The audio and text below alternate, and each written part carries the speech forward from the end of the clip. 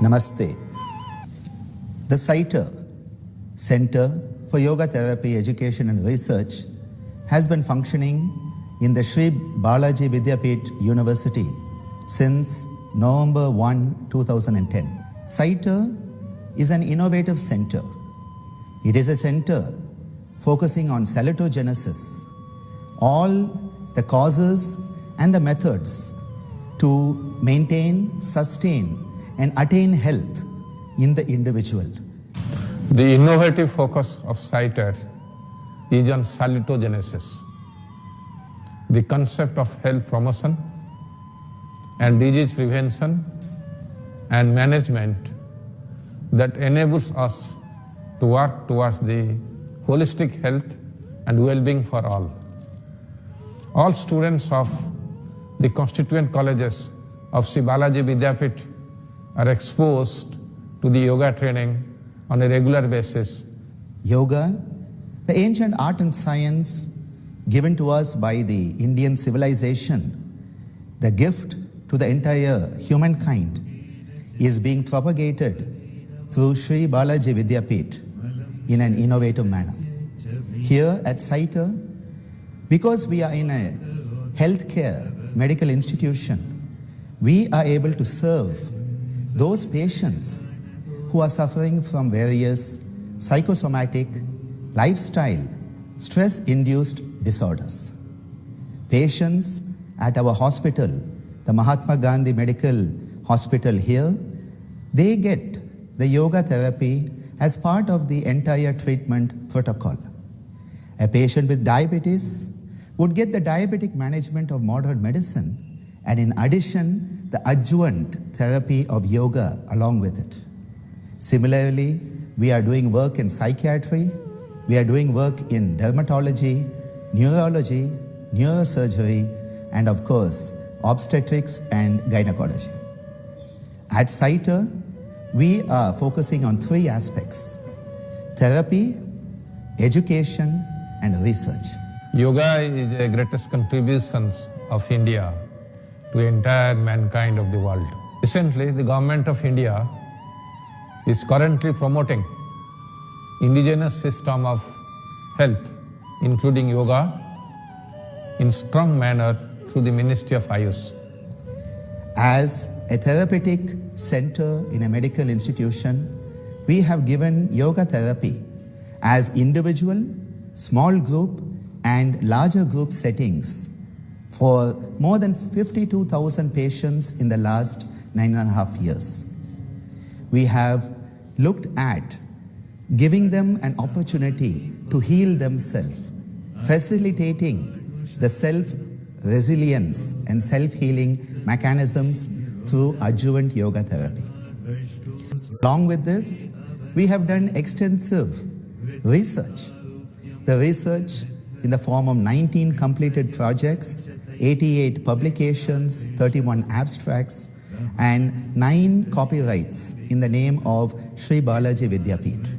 CYTER has contributed to many best practices that are innovative, and 9 of these have received copyright registration in the name of Sri Balaji Vidyapeeth, and 3 of them are very close to our heart because we address the neglected sectors of the population through these best practices. One for the special children through the Divyanga Yoga, and second one for the senior citizen of the society through the Silver Yoga, and third one to the transgender population through the salutogenic approach to the transgenders.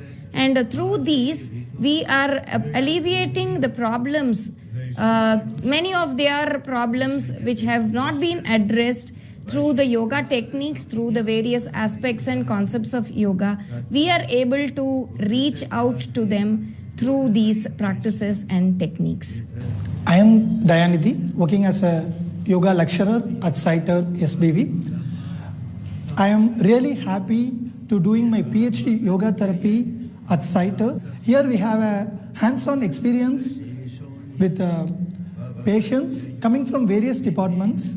Also, we can go into different wards, even ICU, to giving yoga therapy for the various kinds of patients.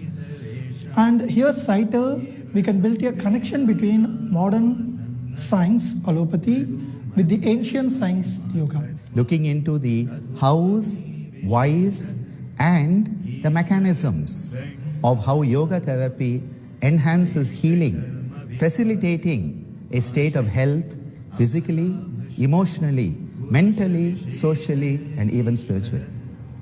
We are very unique because we can offer different yoga therapy academic programs under the banner of Sri Balaji Vidyapith. CYTER has started various programs such as diplomas, postgraduate certificate programs, MPhil programs, as well as PhD programs in yoga.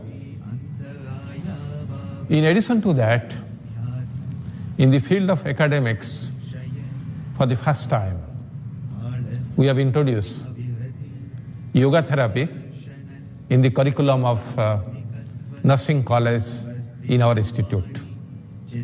Our therapy programs are ranging from PG certificates in yoga as a therapy, PG diploma in yoga therapy, MPhil in yoga therapy, all the way up to the PhD in yoga therapy. Hi, I'm Ellie Wilson. I'm visiting from Australia. I am doing an internship with CYTER. I've had many amazing experiences working in the hospital, in the neurosurgery department, neurology, and recently general surgery. Numerous students have graduated as yoga therapists, becoming the first to come out of this innovative setting in a modern healthcare institution. We have been celebrating the International Day of Yoga right since the first such day in 2015, and every year a minimum of a week, if not 2 to 3 weeks of activities involving various stakeholders, thus propagating yoga in its holistic manner. CYTER is one of the rare centers in the whole world where yoga therapy is part and parcel of the day-to-day activities of a medical institution. Our patients benefit from yoga. The students of Sri Balaji Vidyapith, whether they are medical, dental, or nursing, they are exposed to yoga as part of their curricular and extracurricular activities. This is truly one of its kind center in the world, and we thank the international community for its support for all our activities.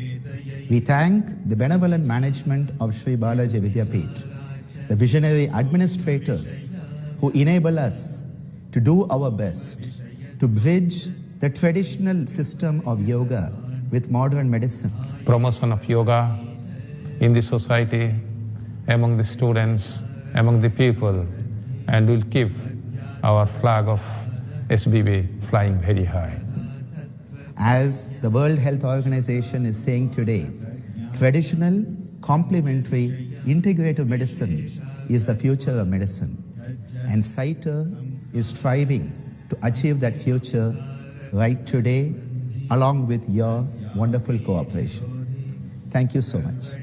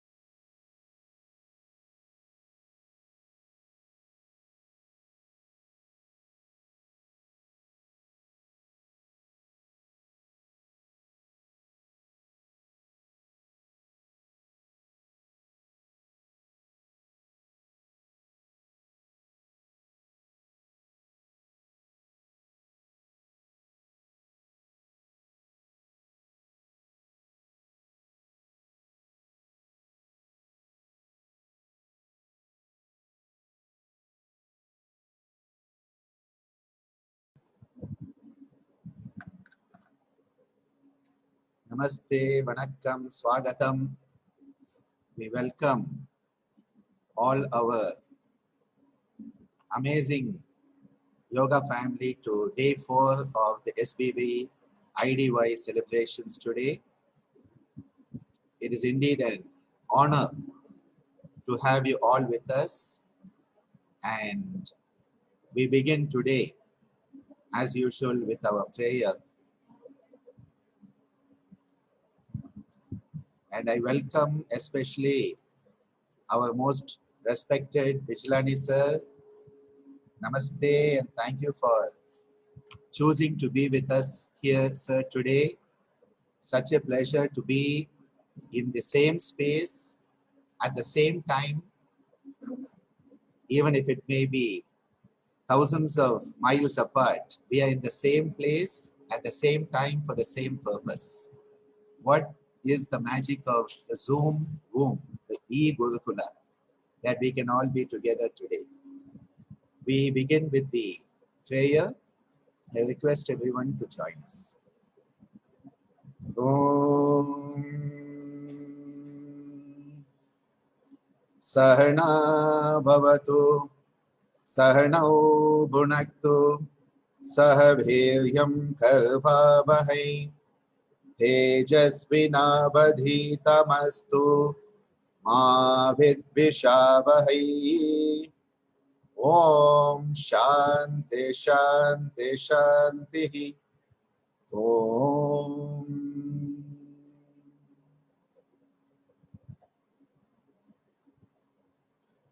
It gets me excited whenever I have a chance to introduce and welcome my dear Vijlani sir.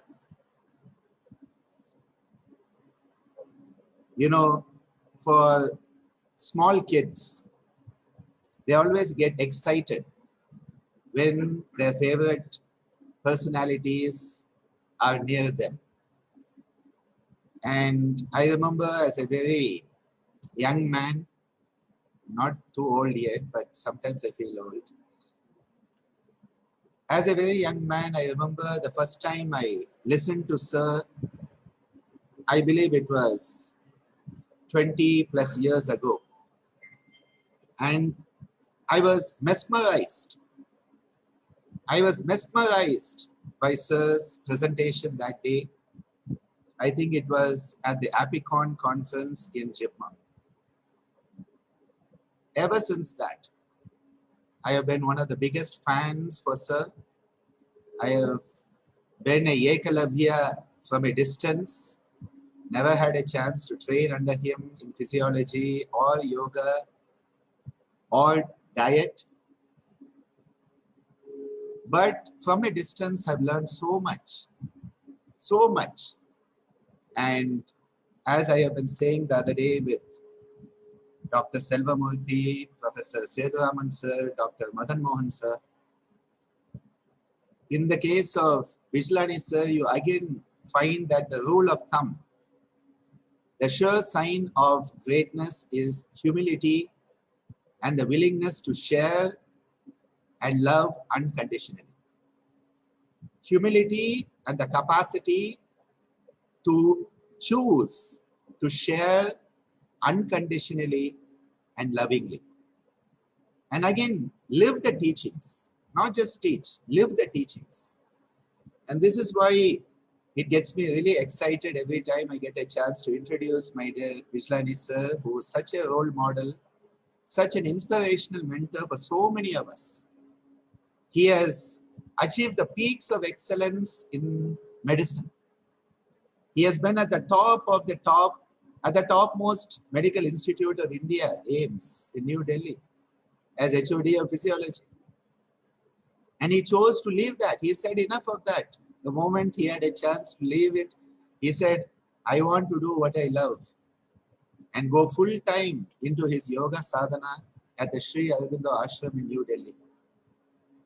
He was instrumental in bringing about at AIMST the lifestyle clinic, where a beautiful program was created to deal with the non-communicable diseases, lifestyle disorders, much before anyone understood the significance of yoga in that field. You would say that, okay, with an MD physiology and being at the top of the physiologists of not only India, but of the world, he would have been satisfied. He went on to take up a master's in nutrition, in diet. And he went to study at Massachusetts in the MIT so that he could combine the knowledge of physiology, the knowledge of medicine, the knowledge of nutrition, and the wisdom of spirituality.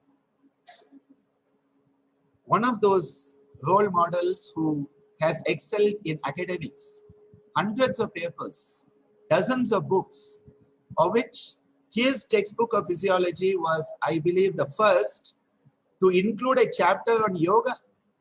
A medical textbook of physiology with a chapter on yoga, I believe, guest authored by Dr. M.B. Bole sir. I still remember that moment when I saw that, because I had read all these physiology books and no yoga any place. I read community medicine, preventive medicine they call it. There was no yoga in those days in Park and Park. And finally, a medical textbook of physiology with a chapter on yoga. Such a pioneer, such a role model, such an inspiring role model of what a noble human being can be and is. We have with us today Professor Ramesh Bijlani, sir. He likes to be called Ramesh Bhaiya these days. And such an inspiring human being, sir, you are. I salute you, offer my Shashtang Namaskaram, and I am just making you a co-host so you can share your PPT. And before I request you to begin, I would like to also welcome our other panelists today. We have Bharata all the way from USA at a very untimely hour. We have Dr. Meena also in the USA staying up past midnight for this session. We have Dr. Rama Reddy. Dr. Rama Reddy is the most amazing B.C. Roy awardee. He is one of India's top psychiatrists. He is one of India's top psychiatrists, a B.C. Roy awardee. And in the later part of his 6th decade, he decided to do his PhD in yoga therapy with us at CYTER of SBV. And we are blessed to have you, sir, with us. We have Shailaja all the way from Malaysia with us, who celebrated her birthday yesterday. We have Dayanidhi here, and we are also going to be welcoming my better half, my Dharma Patni, Devasena Bhavanani, who will be giving her session on the Navarasa and emotional health. So with that brief introduction and a welcome to all our attendees today, those who are in the Zoom webinar, Yoginar, as well as those watching on Facebook Live, we now give over the screen. We used to say give over the stage. Now we give over the screen to Bijlani sir for his awesome, awe-inspiring presentation. Namaste, sir.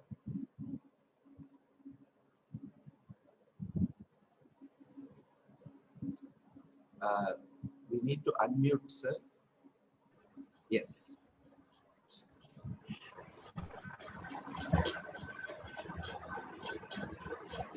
Dr. Ananda Balayogi, thank you very much for a very personalized introduction, which was very humbling. I always knew your feelings for me, but you spelled them out in public today, and that was a very humbling experience. It's always a pleasure to see you, and the great energy that you bring into everything that you do.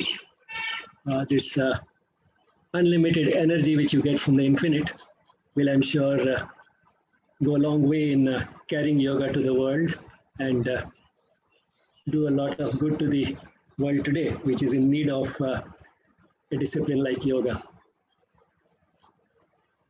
Now, with this, I can go to the presentation.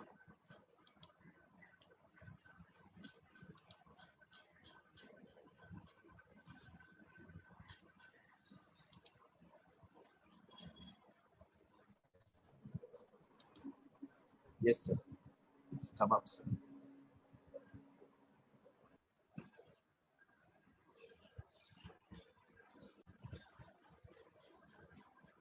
We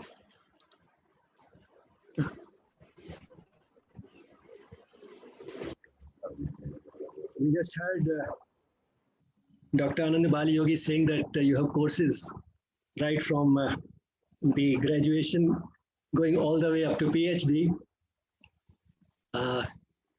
This talk is about yoga going all the way in Salutogenesis. Before I start, let me bring to all of you the love and blessings of the Mother and Sri Aurobindo from Sri Aurobindo Ashram Delhi branch. You'll say, not again. For the last 3 days, we have been listening to what yoga is, but then this is a weakness that everyone who talks on yoga has, and I'm not above that, but I'll make it quick. The usual answer to what yoga is, that's a combination of asanas, pranayamas, meditation, and so on. But then what can these techniques do? These techniques improve the performance of the body and the mind. One might say that, well, that is what we are interested in, but actually that is not enough, because the body and the mind are purely the instruments. They are just instruments that we use for action in the world. It's good to have instruments that perform better. It is necessary, but it is not sufficient. For example, a knife is an instrument, but we can use the same knife to chop fruits and vegetables, and we can also use it to stab somebody. In the same way, if a person improves the performance of the body and the mind by using these techniques of asanas, pranayama, and meditation, this person will be able to do whatever this person does better. He'll make a better teacher, a better doctor, a better manager, a better scientist.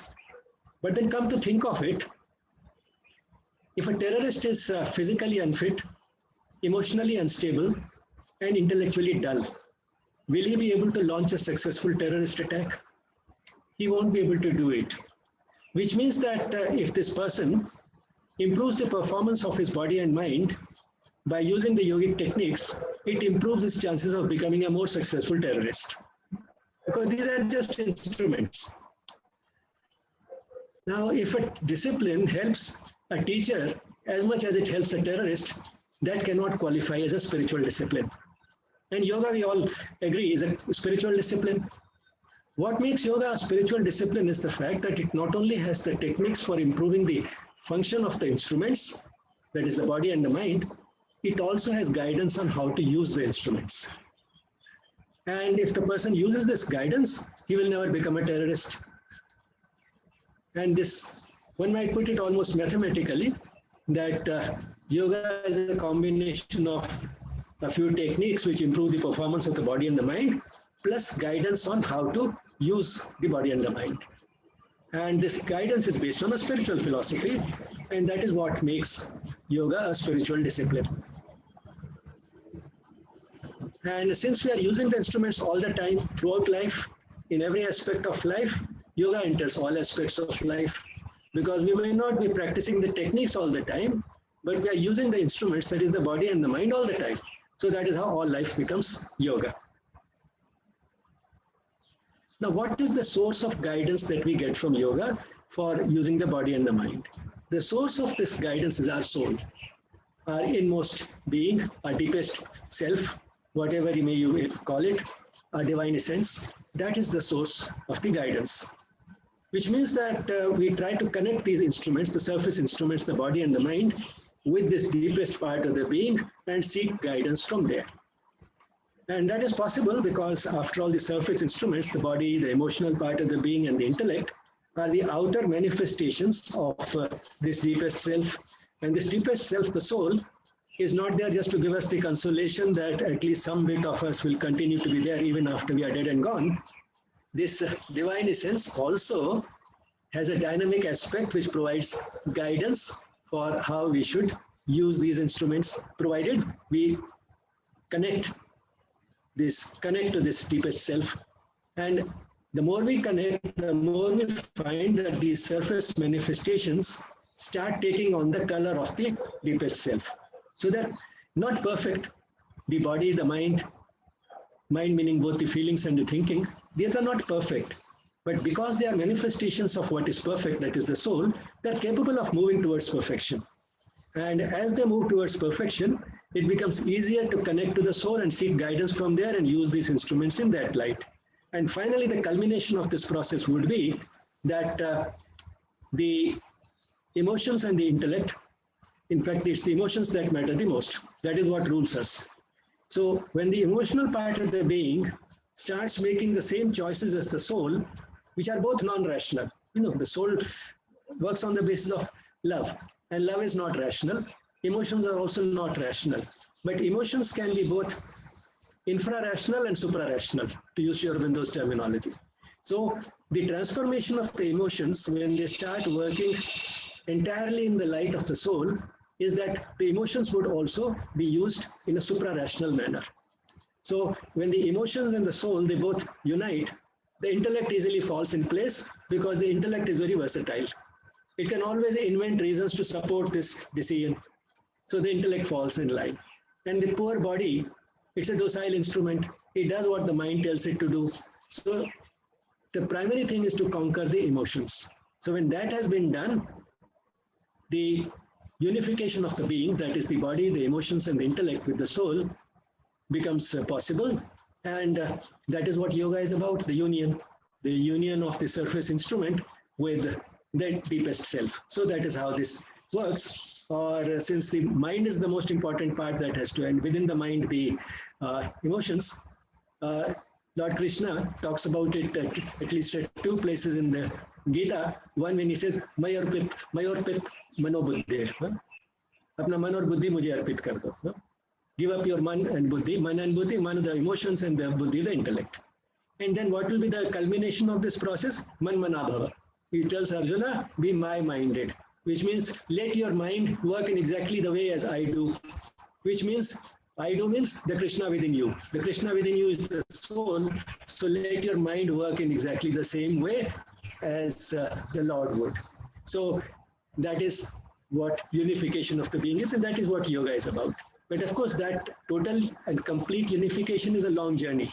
But every step that we take on that process is worthwhile because it brings us more and more of the things that we are all looking for: happiness, peace of mind, and good health. If for no other reason, at least for this very reason, that we get this joy and lasting mental peace. Because now the mind-body relationship is on a scientific footing. And we know that if the mind is relaxed, cheerful, at peace, we can also be healthy. We are less likely to fall ill, and if we do, we'll recover much better and faster.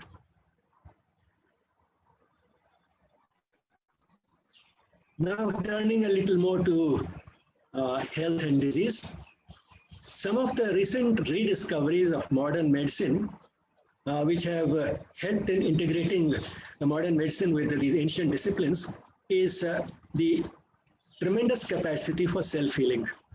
When I was a medical student, the impression that we grew up with was that self-healing is possible only in case of some acute diseases like common cold and diarrhea. Chronic degenerative diseases like diabetes or coronary artery disease keep getting worse. And we have to keep doing some sort of troubleshooting to prolong life. But now we know that self-healing mechanisms exist also for chronic disease. And that has been a tremendous advance, a great paradigm shift. And the second important thing that has helped this integration is the mind-body relationship, which has been placed on a scientific footing by psychoneuroimmunology. That is, the mind, through the nervous and the endocrine systems, can affect the immune system. Now, the functions of the immune system can be measured objectively. So the mind may be subjective, but the subjective changes in the mind has effects which are objective and which can be measured in the laboratory through tests. So by connecting the subjective with the objective, and psychoneuroimmunology has placed the mind-body relationship on a very firm scientific footing. Yoga extends this relationship further. While we call it the mind-body relationship in medicine, in fact, some people have pointed out that essentially we talk about the brain-body relationship in medicine, because we are thinking in terms of the neurotransmitters released by the brain and that having its effect on the body. But yoga extends this from mind-body relationship to soul-mind-body relationship, because it is only when the mind is anchored to the soul that we can expect that peace which lets the self-healing mechanisms do their best. A person might say that, well, I've understood the mind-body relationship. I don't care for the soul. I'll take only one half of it, that is the mind-body part. I'll be happy. I've decided to be happy all the time. So what is the problem? Why do I have to think of the soul? Well, one can say so, but actually it doesn't work. Why it doesn't work is because the mind or the emotional part of the being is by very nature volatile. And it is tempted by both good and bad things. If I see a poor man, I feel tempted to do something for this person. That can come from the emotional part of the being. So it can do nice things also. Some great heroic deeds of great sacrifice, valor, and so on can also come from the emotional part of the being. But then the emotional part of the being can also get tempted by all evil. It can get tempted by a rich, unhealthy diet. It can get tempted by all sorts of crime. That is what all rapes and murders and tax evasion thrives on. They are also emotional decisions, which means that the emotions can work both ways. I was saying they can be infra-rational and supra-rational. And since they can pull us in both directions, emotions are always very volatile. One can't depend upon the emotions to always guide us in the right direction. That is the direction which will give us a stable peace of mind. When it comes to the intellect, one may expect that at least that will be able to moderate the emotions and keep us in peace. But even that doesn't help, because instead of the emotions regulating the instead of the intellect regulating the emotional part of the being, what happens most of the time is that the emotions being very powerful, they end up exploiting the intellect, which means they exploit the intellect to invent those reasons which would support the emotional decision. And therefore the intellect also remains always indecisive. It can always find reasons for doing something and reasons for not doing something. And in the end, it may decide to do what the emotional part of the being wants it to do. And therefore, so long as we depend upon something which by itself is volatile, how can we expect the mind to be at peace? Something which is itself not stable cannot be at peace. And therefore, the mind needs an anchor. It needs an anchor which will stabilize it. And that anchor is the soul. And that's why you find in this beautiful shloka, which we repeat so often, Sarve bhavantu sukhinah, sarve santu niramaya, sarve bhadrani pashyantu, ma kasyit dukkha bhag bhavet. Now in this, the third line, that is sarve bhadrani pashyantu, seems to be a bit out of place. Let everybody be happy and comfortable. Let everybody be free from disease. Let nobody have even the least bit of sorrow. They seem similar and they're quite related. But of course, this is also not redundancy, because they are similar but not the same. They can be independent of each other, these three lines also. But I'll not go into that. The important thing is that these three, which are concentrating on all types of misery and suffering in the world and praying that nobody should have any type of misery or suffering, in that this third line has been inserted, which seems to be out of place. What is this Sarve Bhadrani Pashyantu? This is this anchoring to the soul. Because it's only when we see the most auspicious, that is the divine, seeing it means being aware of it. Being aware of it means being connected to it. Only when we do that, the other three lines will be realized. And therefore, the mind needs an anchor, and that anchor is this soul. And when we do that, we start seeing the auspicious, becomes Sarve Bhadrani Pashyantu. So this third line, in fact, is the key line. So the doctor is in. Often see that on the nameplate. The doctor is in or out, old-fashioned days. Huh? So the doctor is in, he is within us, but needs the right conditions to work. One of the most important conditions is peace of mind. Modern medicine has acknowledged it now, but the spiritual masters knew it long ago.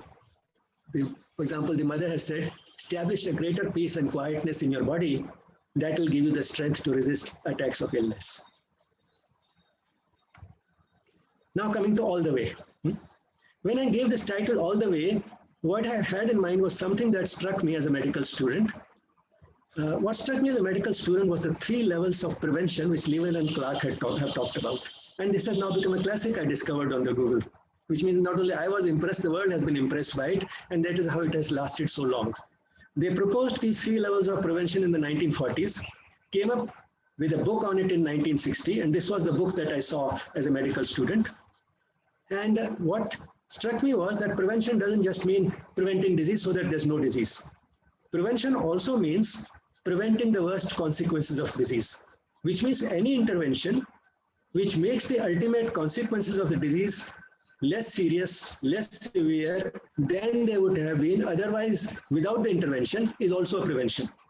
So prevention is, according to Lewin and Clark, at 3 levels. Primary prevention, which includes health promotion and specific protection. Secondary prevention, which is early diagnosis and prompt treatment and disability limitation. And tertiary prevention, which is restoration and rehabilitation. And I have realized over the years that yoga, in fact, helps at all these 3 levels of prevention and goes even a little beyond, which I'll come to later. So let's see it bit by bit.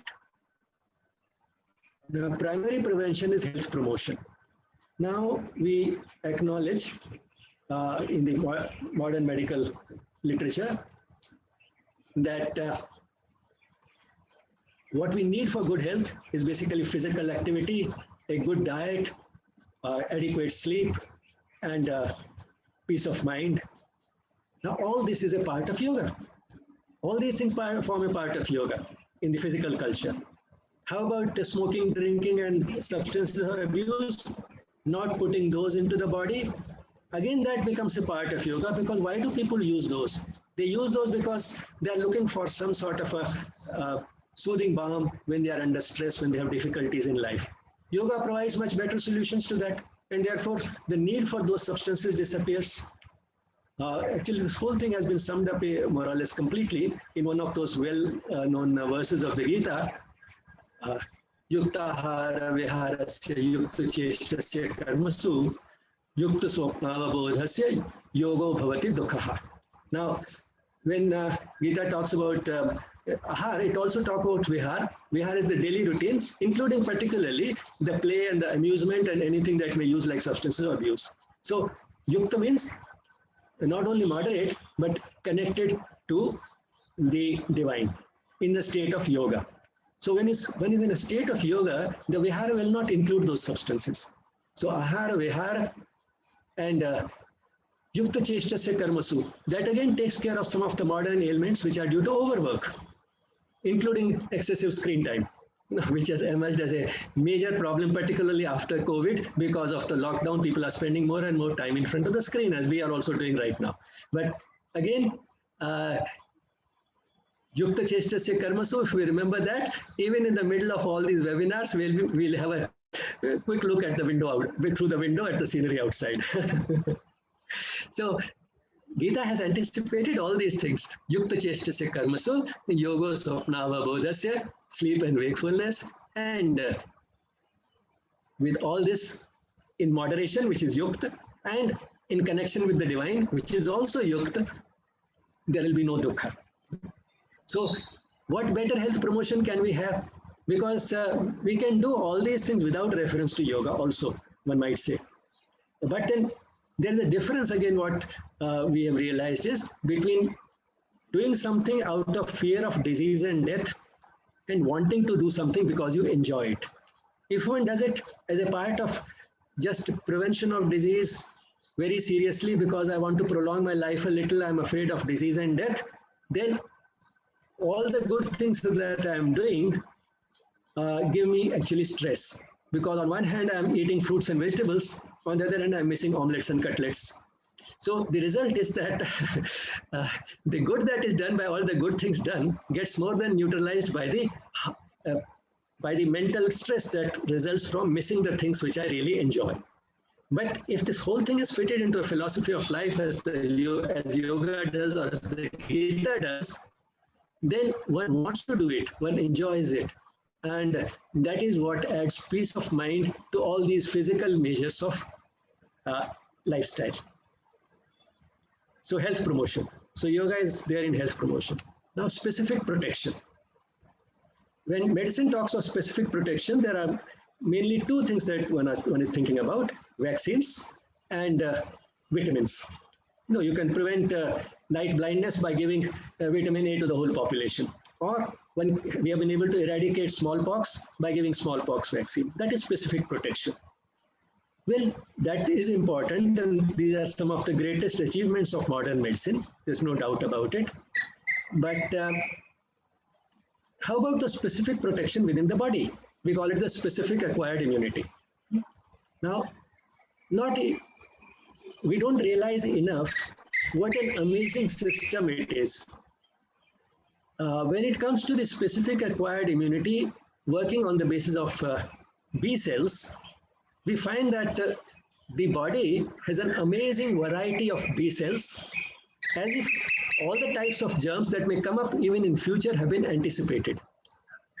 Because when a germ enters the body, there is a mechanism by which the appropriate B cell is selected, which means that it was already there, as if in anticipation.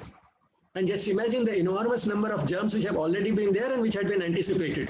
So a few B cells of that type are there, they have been selected. Once they are selected, then there's a mechanism for their proliferation, for manufacturing the antibodies, and for leaving behind the memory cells, so that the second time we are exposed to the same germ, the response will be much better. So the body doesn't have to study each germ and then decide how to make the antibody to it. The appropriate B cell has already been anticipated and it's already there in the body. Unlike, the scientists who took 1 year to study the coronavirus and then come up with a vaccine, and you're not sure whether it will work against the new strains. Now, here, every strain has been anticipated and an appropriate cell has been put in the body. What is an amazing system of specific protection exists within the body. But one thing which I feel is a lacuna in medical education is that the student grows up with the impression that this system of specific acquired immunity that I have studied is a given, as if it is a fixed entity existing in everybody and working with the same efficiency in every individual. This is the impression the medical student goes out with. But the fact is that, like the rest of the body, this exists in everybody, but it's not equally efficient in every individual. And also, there are ways and means of making it more efficient. And what are those means? The same means which we talk about in relation to lifestyle. Physical activity, a good diet, especially concentrating on antioxidants, etc., which are there in the spices. So they are already in our Indian diet. And most important, mental peace. That's what psychoneuroimmunology has shown. So what we need to emphasize in medical education is that it exists in everybody, but we can improve the specific protection, this inbuilt specific protection, which I call the super PPE, the super PPE which resides in each one of us. So we can strengthen the super PPE through simple measures like diet, exercise, and mental peace. That is what we need. So yoga works also at the level of specific protection by boosting our own super PP. Secondary prevention, early diagnosis and prompt treatment. Now, how can yoga help in early diagnosis? If we do yoga properly, it improves our awareness of what is going on within the body, which means that the person will know at the earliest possible stage that something is not right with my body. So without going for any tests also, the person can make an early diagnosis that something is wrong. And what about prompt treatment? Again, in fact, the treatment through the yogic measures can work only at early stages, and it will work very promptly. Which means that if the person is able to feel that something is wrong with me and detects his heart disease when the block is only 50% to the level of 50%, this person does not probably need anything else except to once again make a little more change in the lifestyle and start living a life which is full of more love and peace. That's all this person needs. Or say if the person is a borderline diabetic, only at the level of impairment of the glucose tolerance. If he has felt something seems to be wrong, and then he gets a test done and finds that I have only impaired glucose tolerance, and then he makes those lifestyle changes and lives a more relaxed life based on love and peace, he will not need anything else. So early diagnosis and prompt treatment is also a part of yoga. Then how about the secondary prevention related to disability limitation? Now, one of the aspects of disability limitation given by Lewell and Clark is arresting the disease. That is also disability limitation. That is not letting the disease progress. We grew up with the impression that degenerative diseases like diabetes and coronary artery disease, they keep progressing. But if we can arrest the progress, that is also disability limitation. And that is what has been shown very objectively by Dean Ornish in patients with coronary artery disease in a controlled study, that while the patients receiving only conventional treatment, they have a progression of the stenosis over a period of 5 years. If the same people get an intervention based on yoga, a lifestyle modification intervention based on yoga, instead of the stenosis progressing further, the stenosis starts reversing. So what better than it is not just arresting limitation, it is reversing the limitation. So that also yoga does. So that secondary prevention of disability limitation also comes in. Now tertiary prevention, rehabilitation. Now rehabilitation doesn't just mean giving the person an alternative occupation. Of course, there are remarkable instances of people having a very strong will and doing everything in spite of disabilities. But then that strong will also probably comes from that deepest self. For example, I know a girl who lost her leg and still climbed the Everest because she wanted to. There are people who have lost limbs and then learn to paint through using the foot or the mouth. So all those things are possible. But leave aside those people who have that exceptional will, which also needs the same type of connection, that same faith and that connection with the deepest self. Even ordinary rehabilitation, say just finding a job which can be done in spite of the disability. It's not just a question of finding an alternative occupation. One also should be happy in that occupation. And for being happy in whatever state we are in, once again, the samatva of the yoga teaches us that accept everything with prasada buddhi. Whatever has been given to us is a gift from the divine, and it has been given to us because it was necessary for us to fulfill the purpose of life, which is spiritual growth. So that is what can truly rehabilitate the person mentally. That mental rehabilitation is just as important as giving that person an alternative occupation. Realizing the necessity of pain in life, Aurobindo has put it beautifully in these few lines in Savitri. Earth's joys shut from thee the immortal bliss. Earth's joys, ordinary pleasures like food and sex and physical comforts and name and fame and prestige and so on. These are the joys of the earth. They block from us the bliss that we can get from the immortal. And to shake us up, to give us that call, to make us sort of awake spiritually, there is something which is required to upset this apple cart of earthly joys. And that is why God had to invent pain. Thence rose the need of a dark, intruding God. So he has compared pain to a God. Thence rose the need of a dark, intruding God, the world's dread teacher, the creator, pain. So pain was a necessity which God had to invent as an intervention to shake us up, to bring us out of that hypnosis into which earth's joys can send us, to wake us up. For that spiritual awakening, pain was created. Now, it is this approach to pain which leads to samatva, and it is this samatva which a person needs for rehabilitation. Now I come to something which goes beyond even these three levels of prevention, what one might call a quaternary prevention. That is loss of fear of death and dying in peace. Because even after doing everything, one thing which is guaranteed is that the person will die. But we all have to die one day. That is something which we still take as a given. Now, but one need not have fear of death. Now, one of the consequences of any disease is that the person gets a fear of death. I might die as a result of this disease. And that is also, if we can prevent that, that is also a prevention. And that level of prevention, Lewell and Clark did not talk about even in tertiary prevention. So how can one lose fear of death? One can lose fear of death if, in fact, why do we not want to die? Basically because of two things. One is that I have so many responsibilities. What will happen to all these responsibilities of mine? Who will take care of them if I die? That is one thing.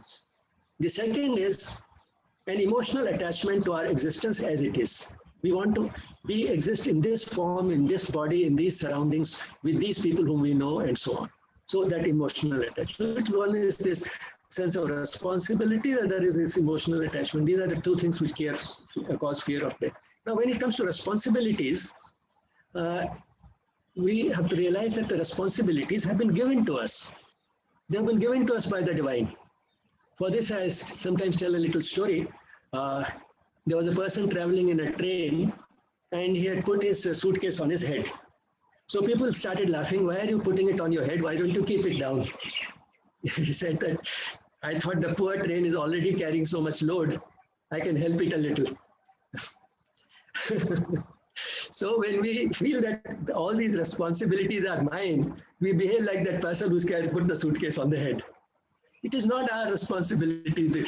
Whether we keep it on the head or we keep it down, it is the same divine who is carrying the responsibility anyway. So it is his responsibility. He's carrying the load. We are not carrying it. So that is one way to understand it. Sri Aurobindo put it in a poetic way in this one. Our tasks are given. We are but instruments. Nothing is all our own that we create. The power that acts in us is not our force. So we are just instruments. And doing the responsibilities which have been given to us, our tasks are given. The tasks have been given to us. So this is one aspect of the fear of death. Responsibilities are not. Second is the emotional attachment. Why this emotional attachment to this temporary existence? We have had many such existences before and we'll probably have many more. It is like changing a dress, as the Gita says. So it is just a transition from one stage of the journey to the other, on a long journey. This is probably one of there is a long, in fact, string of verses on chapter 2 of the Gita from 11th to the 30th, which are all on the same. But this one, Dehinosmin yatha dehe kaumaram yauvanam jara tatha dehantara praptir dhirastastra namuhyati. So it is moving from the soul to an embodied soul, from one type of an embodiment to another type of embodiment, through the process of death. It is all a long journey, and this is just one small little segment in that long journey to which we have got attached. And it's not that if we love this station, why move to the next station at all? Moving to the next station is for our own good, because that is how we will evolve. We can evolve up to this point in this life. Further evolution needs that not only we die, but we again come back to the earth, because evolution does not take place in any other world, and it takes place only in the human body. So therefore, that is a necessity. And the divine who has sent us here in this life as a human being, given us that privilege, will make sure that at the right time we come back once again. So what is there to worry about losing this particular existence in this particular body, in these surroundings? With that, one can die in peace. So losing the fear of death and dying in peace is also a type of prevention, a quaternary level of prevention, which might call, and that also yoga ensures. Sri Aurobindo has talked about this death being just a passage also. Death is a stair, a door, a stumbling stride the soul must take to cross from birth to birth, a grey defeat pregnant with victory. So death looks like a defeat, but it is pregnant with victory. Victory of ultimately reaching the point where we would be one with the divine. And for that, many passages are required from birth to birth. A grey defeat pregnant with victory, a whip to lash us towards our deathless state. So to move from the present state in which we are mortal towards our immortal state, we need this lash to keep pushing us from one life to the next. And that is why death is there. As said, Mrityorma Amritam Gamaya. From death towards deathlessness. So for moving towards that deathless state, we need this lash in the form of death. And during this life, we need pain as again an awakening. So during the life, some pain, and at a certain stage, when in this particular body we have done enough, then death. So both are a necessity. They are spiritual necessities, not necessarily, although they are also physical necessities, because anything physical has a tendency to degenerate. So therefore, we will grow old and one day come to an end. So it's a biological, seems to be a biological necessity, but along with being a biological necessity, both pain, aging, and death are also spiritual necessities. And if we look at it that way, then we have achieved also the quaternary level of prevention, that is fear of death, and we can die in peace. Here are two books which talk about some of these things. Veda of the Body is by Dr. Alok Pandey, who is stationed in Pondicherry, and this book has been published by Aurobindo Society, Pondicherry, and Understanding Spirituality, published by Aurobindo Ashram, Delhi branch. Always feel free to contact me. Here's my email address. Thank you. Stop share. Thank you so much, sir. Thank you so much, sir. Seriously, you put me into a trance for a few moments there. I think I went into a trance state as I was listening to the necessity of pain, the necessity of suffering, and the necessity of mortality. I think that would be an excellent article someday, the necessity of dying. I think that would actually be so important for people, because the fear of death, I think it paralyzes us.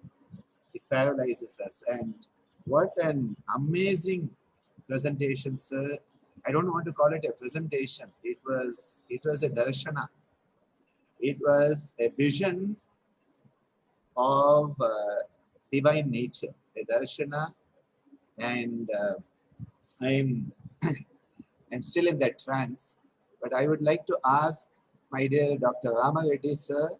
He is one of India's top psychiatrists, and from Andhra Pradesh, Telangana areas, and he is 67 and doing his PhD in yoga therapy with us at CYTER because of his great interest.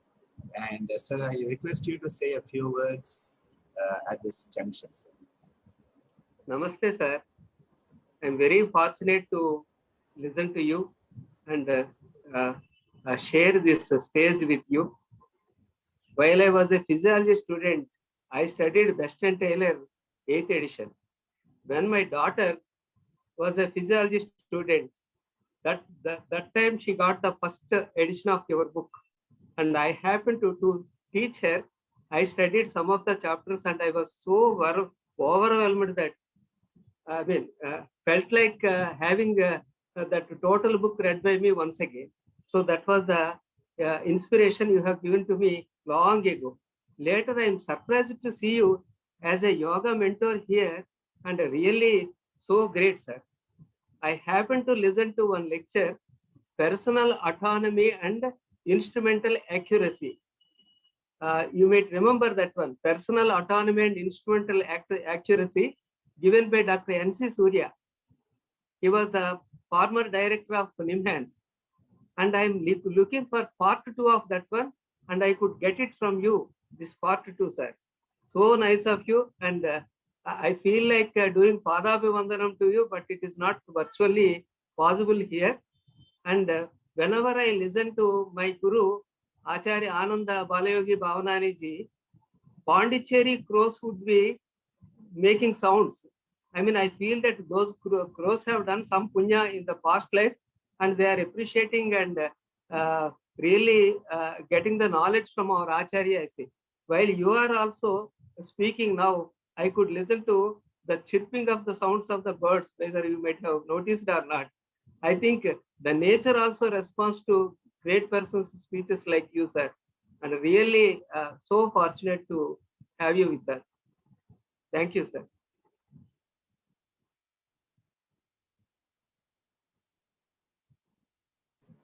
Thank you so much, Dr. Ramavedi sir, for those beautiful words of appreciation that come from the depth in your heart. We looked at primary, secondary, tertiary, and even quaternary prevention today. I think that concept of quaternary prevention may be new to many of our participants here. And I think this is an aspect that has to come into our day-to-day medical practice. I request Dr. Balaji, who is a practicing young doctor on the front line along with his wife, saving lives in this COVID pandemic, and also a PhD yoga therapy research scholar with us, an assistant professor of yoga therapy in CYS. I request you to say a few words at this time. Thank you, sir.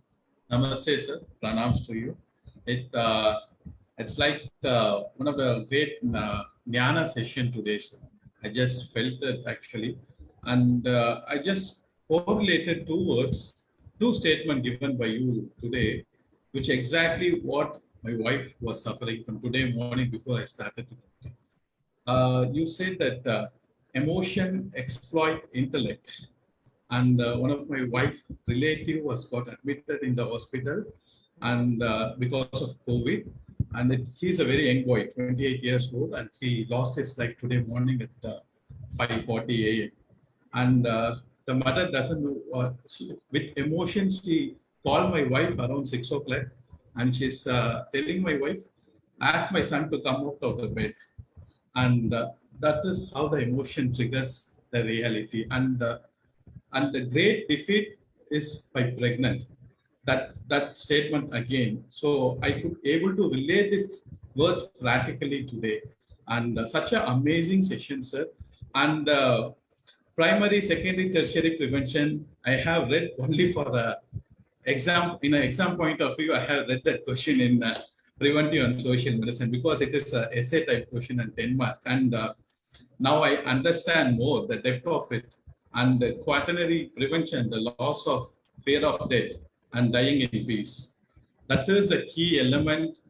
That is the art of medicine. That is every patient should have it. Thank you for those wonderful, amazing teachings today, sir. It means a lot, and you have made my day very much. Thank you, sir. Thank you. Thank you. Thank you so much, Bala, for those from the heart words. And Vijlani sir, you know, you can consider Balaji one of your grandchildren students. If I am one of your direct son students, he is your grandson student because my students are indirectly grand students of you, and they very much will feel the essence of these teachings because yoga therapy is not just symptomatic antiplast application over superficial wounds. It is going to the root cause analysis, setting the root cause aberration, setting it right, and doing our best to bring that harmony again. And this is so important for each one of us. I would like Shailaja to say a few words from Malaysia. She is very actively teaching in Malaysia and very much part of our team. So yes, Shailaja, please. I think it's my greatest honor to actually listen to you speak, sir. And I was really amazed by, I think, the details, right? So like you say, we know primary, secondary, tertiary, but I think the quaternary was so amazing. Like it really emphasized your title, which was like, the yoga, till the end kind of thing. So yoga works all the way. So you really went all the way, like explaining that quaternary. I mean, it's a new word. I haven't even heard that before, but it made so much of relevance because nobody really goes so much into detailing of death, right? And why we're so scared of it. And the responsibilities that we think we have. And I loved your story about the railway the person carrying the load on the head. And I think that's going to stay with me, because we're so full of self-importance, right? We think we are the doers and everything is on our responsibility. So it's such a relief when you said, when that example was so graphic, you could just see that man carrying that load there, and then that train moving, and then you realize that you're not really doing anything, right? So it really struck home that point. And it's very true about attachment as well, right? We're so attached to this form. You really detailed death, right? And death is something that more than ever before, it's staring in our faces, right? We're surrounded by it. Like, we've never had a pandemic like this for the last 100 years. So these are everyday topics right now, right? We're dealing, you close people, like, Dr. Balaji said, people that are dropping off from your life, and people are dying, close people that so death is staring you in the face. So never before has this detailed discussion of death been so important. And once we can actually look at it, and once we understand what it is that scares us, then we are able to achieve that peace with death. And I think that is so important for all of us. And truly, like Dr. Ananda said, this is something that has to come into the medical, mainstream. And it will really help people become at peace, as that also is so important, how we leave this world. It will really be a great comfort to people and completely change this whole paradigm of, the last stages of our life. So I think really this information should go out to everybody, and people should be able to actually stare at what it is that scares you about death. And I love the whole, right from the very beginning, how you talked about, we always think, okay, asana, pranayama, dhyana, but how you brought out that those are actually just instruments, right? And the emphasis, I think, is again something that Dr. Ananda talks about all the time, right? Without yamas and niyamas, it's like Jada Yoga. I'm sorry, sir, I'm borrowing your words, but that is what is the same principle, right? You have a great body and you have a great breathing techniques, but if you don't know how to use it, if there are no values that back it, if there's no ethics that back it, then it just is, like you say, you become a good terrorist. So it was so valuable, your perspective on this whole, the same words, but such a different, fresh perspective that you expanded, I'm sure, all our minds, everybody listening. Thank you so much for this opportunity. Thank you, Shailaja, for that beautiful highlight of this session. Well, so beautifully brought out. I would like to request Sri Bharata from USA to make a few comments and any question for Sir.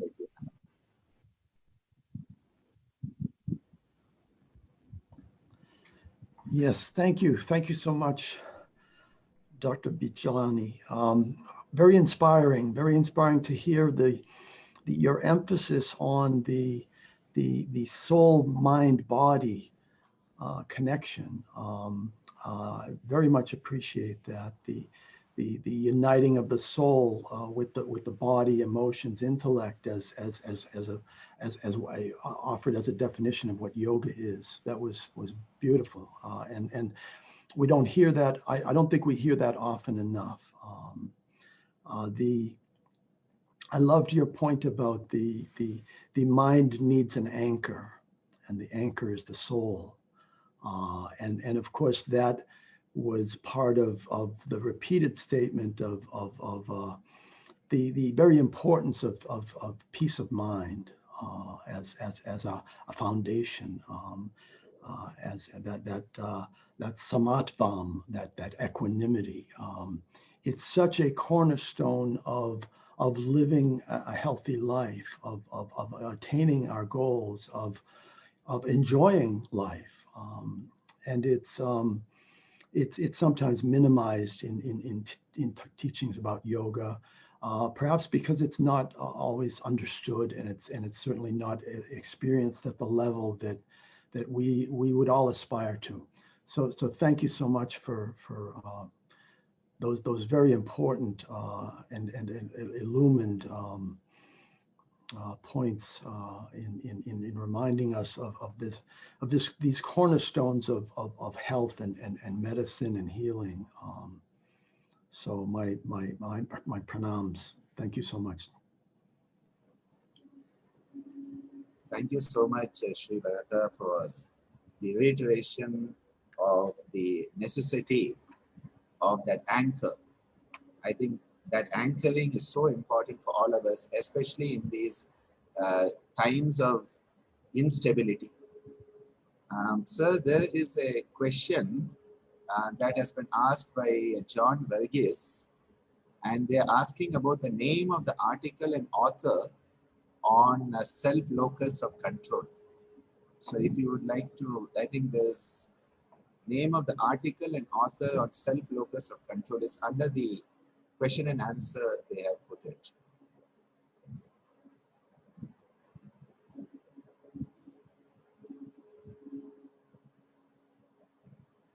Yes, sir. Bijlani, sir.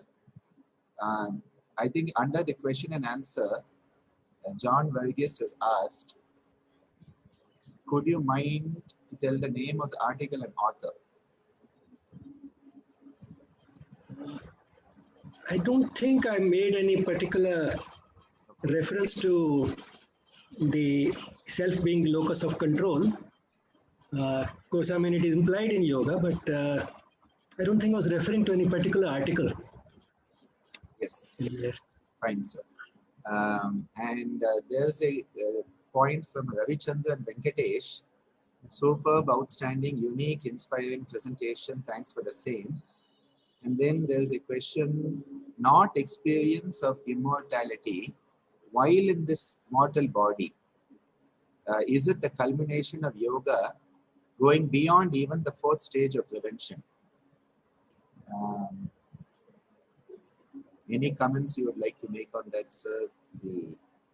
I think, are they saying an experience of immortality while in the mortal body? I think that is what is being asked. Yes, I think that's a very valid point, because that is what a rishi is about. See, he has experienced the immortal state, and that goes even beyond losing the fear of death. Because the fear of death can be based on a mental knowledge or a belief that, yes, this is how it goes and therefore I need not be afraid. But the one who has experienced the immortal state itself has already immersed himself, sort of, if we consider the person to be a drop, he has already immersed in the ocean while still being a drop. So he's retaining the identity of the drop, but he's already a part of the ocean. So that does go beyond that. Would we call that the Jivan Mukta state? Yes, I mean, these are all similar and related terms for that exalted state when the person has reached a level of consciousness where he is actually one with the divine. It's something like this, you see. A person can see pictures of the Everest and get an idea of what the Everest is like. And the person can almost feel that I've been there. But still, being at the Everest will be different. So when we are talking at a mental level and visualizing that state, we are talking like as if you've seen the picture. That is the best visual metaphor I have ever heard of that, sir.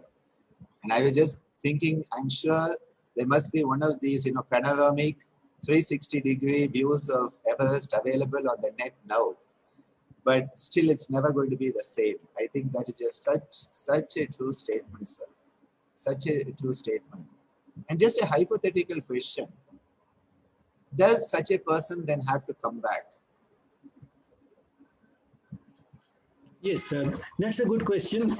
A popular feeling in India today is that of a person who has reached that state, after leaving this world, he need not come back, and he probably will not come back. And that is considered one of the most desirable goals of life. But Sri Aurobindo has not looked at it that way. In fact, he feels that it may be possible to reach a state when one need not come back, but still a person may decide to come back, and probably he should keep coming back. For at least two reasons. One is for the rest of the humanity, because he can still be a guide. And second, from his point of view, also one can visualize that he will have a certain type of a joy of living in this world from that plane, which is not possible when he was at a lower level of consciousness. Because to be able to be at that height, see that drama going on, being a part of it and yet not being affected by it is itself a great joy. And on that again, I'll give you an analogy which comes from a poem. It's a poem, I think, an English poem, The Village Preacher. There was a village preacher to whom people came with all their joys and sorrows and shared with him and got great relief from him and guidance and everything. But then he has compared this village preacher to a cliff, which is so tall that somewhere around its middle, it's surrounded by clouds and a storm and everything, but the peak is always in a state of always facing sunshine. That's an amazing. It is an amazing metaphor, and I think that is just so beautiful. I remember a time in Berlin where I was down in Berlin. It was gray, damp, foggy, smoggy, cold, and we got into the airplane, and I was wondering how the pilots would take off. But then once we took off and they went through the cloud, suddenly it was this bright sunshine up there, and it was a totally different planet. And I think when you gave me this metaphor, I remember that experience, where as you elevate your consciousness, you just go beyond the clouds. So it is time to say thank you, sir, to you. I can never be enough words to say it, because you know my heart loves you dearly, and my soul is always connected to you, because Madatma Sarva Bhutatma. So there's no difference, no dichotomy in the spirit. And every time I listen to you, I'm inspired to take things further in my own life, every moment. Thank you for that inspiration, sir. Thank you for inspiring all of us today. And we hope that we keep on having opportunities to be in your presence, both on the screen and off the screen also in the near future. So, Dhanyavadaha. Thank you so much, sir. I now take the opportunity to welcome the next speaker. And the next speaker is someone who is a very important part of my life. She is my Dharma Patni, Yogacharani Devasena Bhavanani. And they say that when you know people close, you often only see the negativities of the person, not the positivities. But more and more I see the positivities, because I see the infinite divine potential that manifests through this wonderful woman. A wonderful teacher, an amazing teacher, an amazing person who can convey the essence of music, dance, yoga across the ages.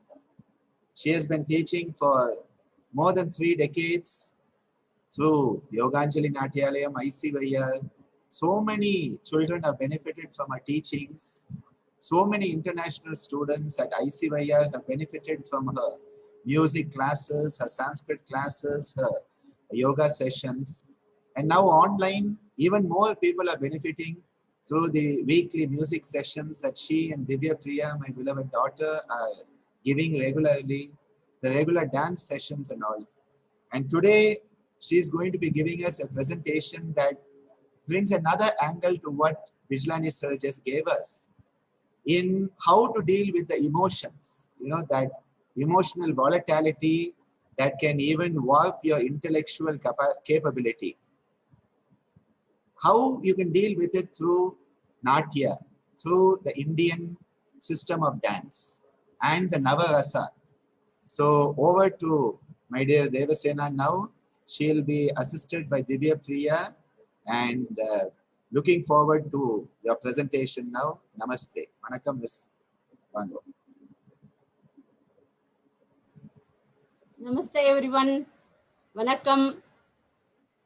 And my pranams to great people in front of me. I'm nothing in front of you actually. I'm very little, whatever I just learned from Ashram structure Ammaji and Swamiji made for us. So whatever I learned in that, whatever I could just, tell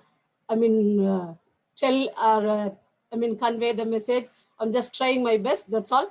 Nothing else actually, nothing special. Like a special people you in front of me, all of you great. Like Bijlani Bayaji, our Rama Reddy Garu, Dr. Rama Reddy Garu, our chairman, Dr. Ananda Bhavanani, our Bharataji, all of them in front of you and all. I'm just very, very little. I'm just sharing my very little thoughts. Little, not thoughts, I can say, whatever I just pick it up here and there in the ashram while learning. That's all. I want to thank SBV arranging this great webinar, this pandemic, and going very well actually. It's very nice to hear all of them.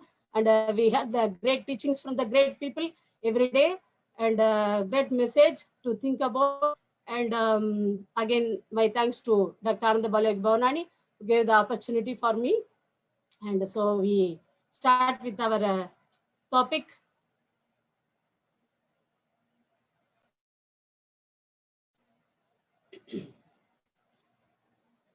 So just start with the chanting.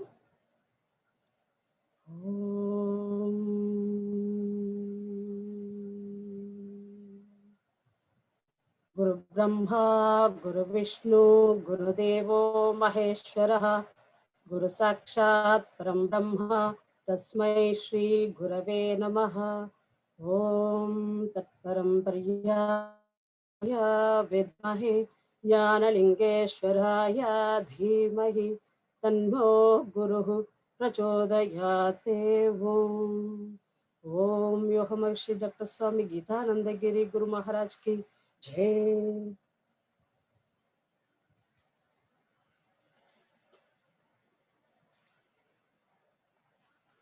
As we heard, the topic is managing emotional health through Navarasa of Natya Yoga. And when we, in the Shastras and the Puranas, as we heard the history and all, we know that even the Devas wants to listen, to see something. So they were approaching Lord Brahma, the creating energy, to create something else to watch and enjoy, to perceive.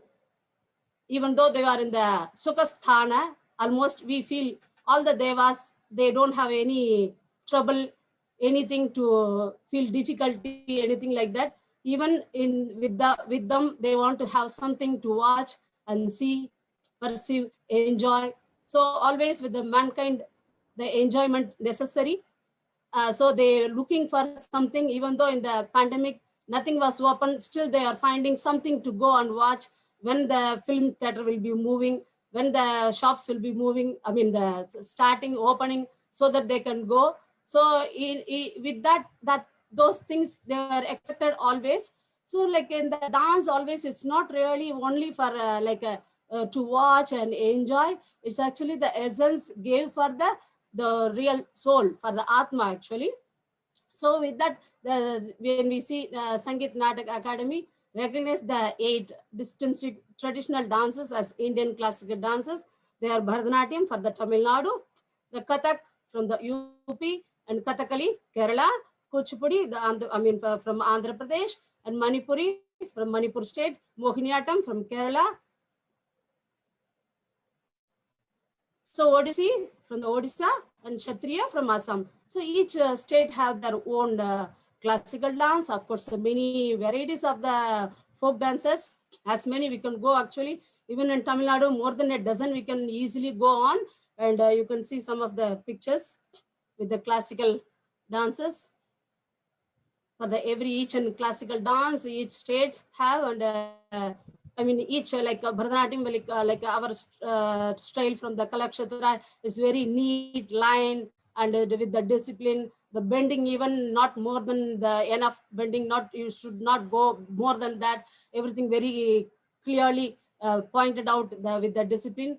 So like that, each different state form, like Odissi always is very nice movement when you watch. You want to really keep on watching. Similarly, the Mohiniyattam, very slow movement it comes, but still very attractive. And of course, the Andhra Pradesh, the Kuchipudi, very dramatic movement when you see. Of course, Kathakali, and of course, it's going on very, very nicely. Each and every classical form has their own joy and essence. Of course, with the Kathak, lot of the foot movement and the turning the Brahmaris.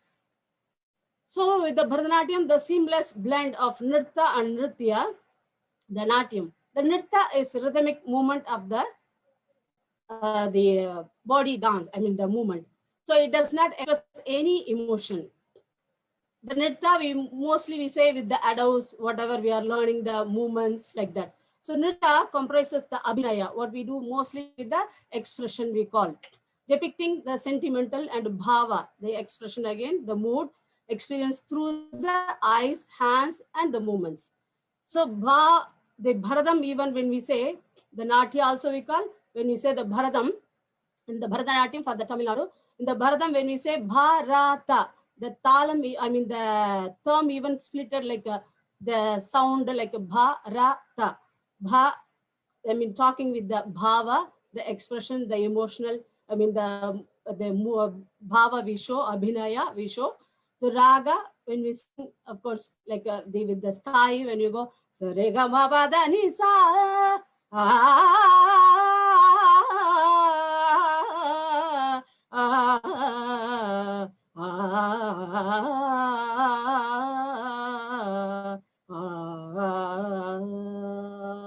So with the Nada Yoga, when we are singing in Raga, even you can just really like immerse in that actually. Something in the dance, we want to continually keep on watching that. So with the Raga, of course, when doctors sing that, we don't know sometime when we sing, how this came, how it was new today, what I heard like that. So often when he just goes for one round, even he comes with the new, the composition of the item like that. So with the music, easily he merges in that, like he actually, when he's teaching, when he's singing, we could easily see that he reaches that, like meditative state you call. So like that, who are watching, hearing, they could really touch that feeling, go to that, near to that state of being. As Dr. said, we have to be in yoga like that. So the topic was very interesting this year they chosen.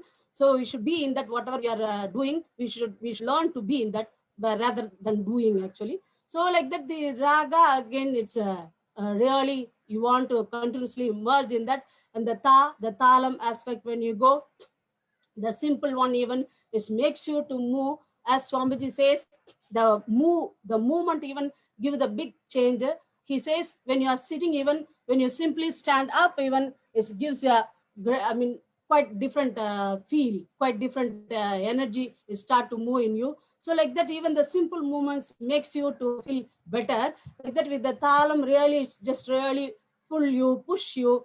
As Lord Ganesha makes us to, when we chant Om Gam Ganapatiye Namaha, you really feel like, okay, move like that. He give the move to you, give the kick to you, give the push to us to move, so that he, of course, he is ready to remove our obstacle also. He has the great energy. That's why we are calling him Vigneshwara. So with the talam, when you are going ta, ka, di, mi, da, ka, jo, no, taka, dimmi, taka, jo, no, taka, dimmi, taka, jon, taka, dimmi, taka, jon, taka, dimmi, taka, jon, taka, dimmi, taka, jon, taka, dimmi, taka, jon, dam.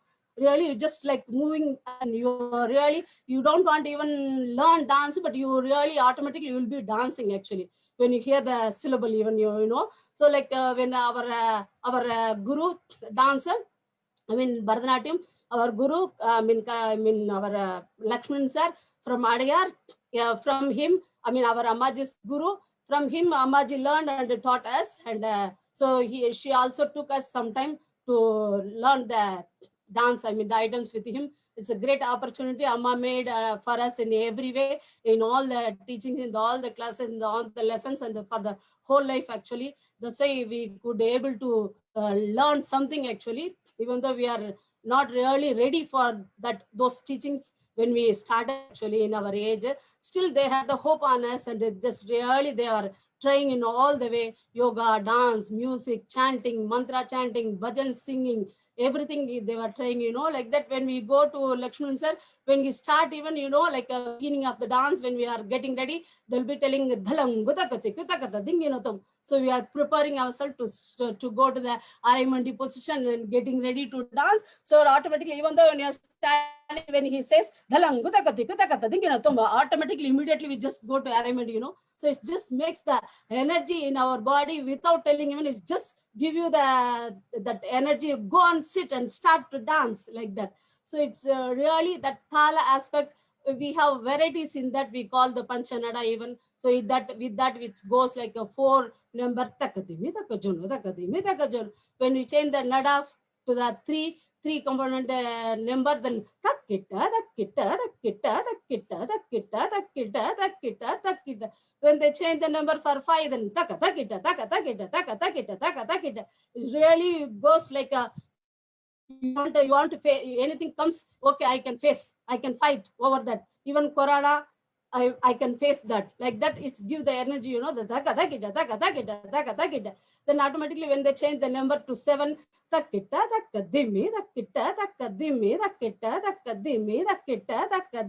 yes, I'm slow. At the same time, I can go on. Let's give that with the 7. Then of course, when they go to the 9 number and the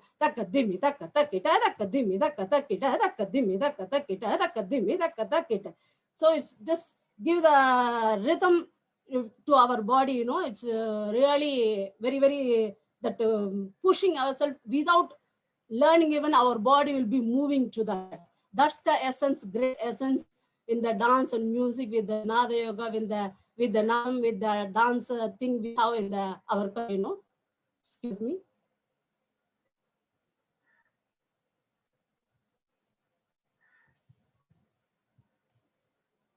So you go for the Abhinaya part, then Abhi means the towards, with root Ni meaning to lead.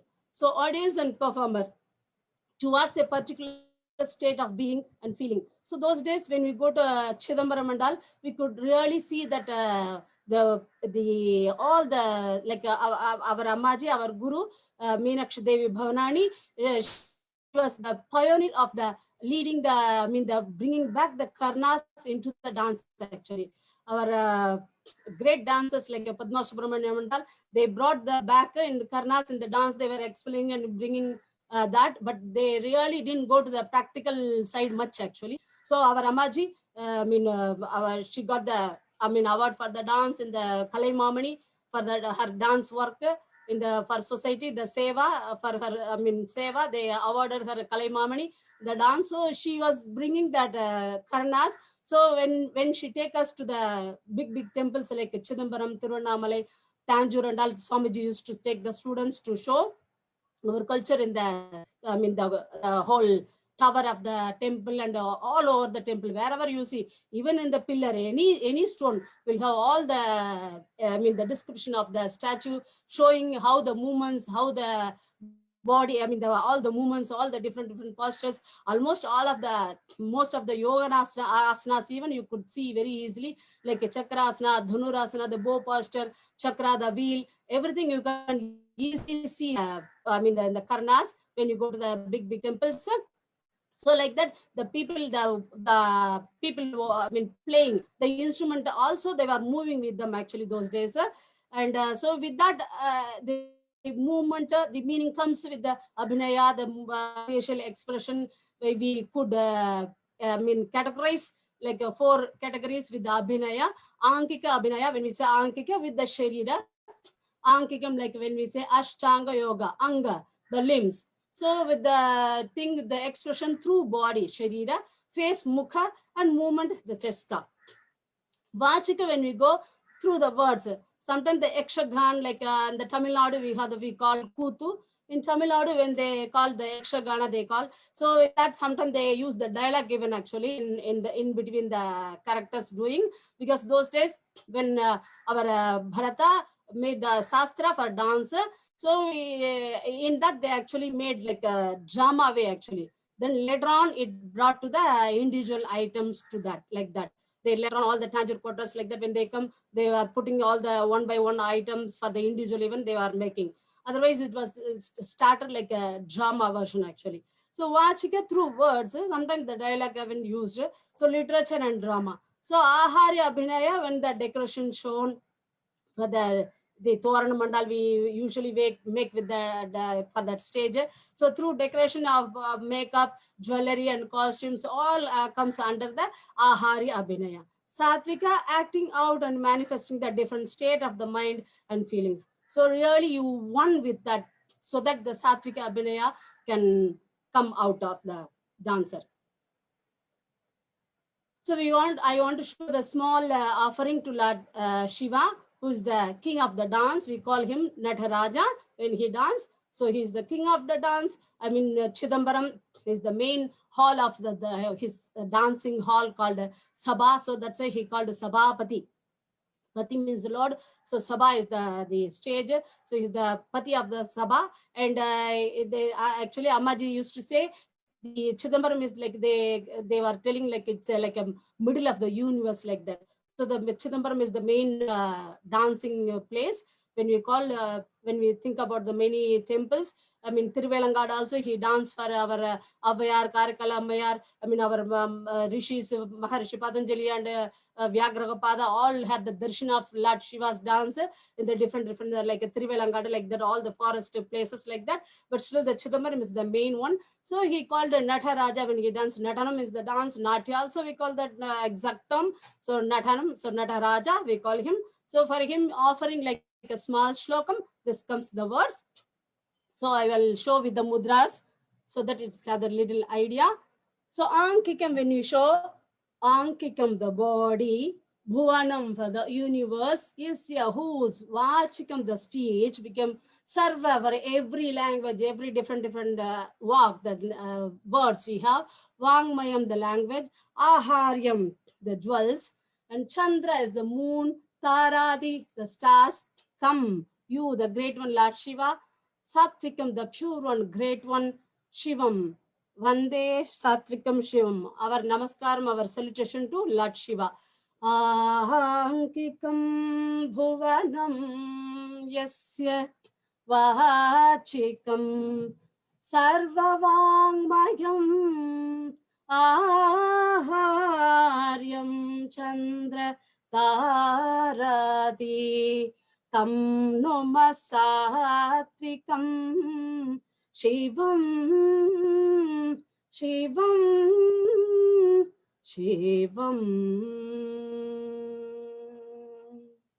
So Ankikam Bhuvanam Yasya Vachikam Sarva Vangmayam Aharyam Chandra Taradi Tam Vande Satvikam Shivam. We bow to him, the benevolent one, whose limbs are the word, whose song and poetry are the essence of all the language, and who is adorned with the moon and the stars.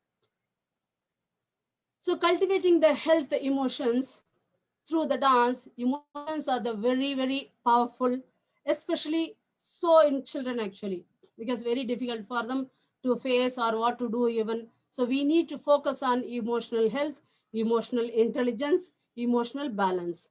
So the diagram shows the idea with the self-awareness, self-regulation, social skills, empathy, motivation, all will be helping to, focus to get the emotional intelligence. So again, emotional intelligence, we have to perceive the emotions, to understand the emotions, to how to manage the emotions, then using properly, to know how to use the emotion. We take the example, the Shringa, the 9 rasas. We talk about Nava rasa in dance, evoking the 9 emotional attitudes.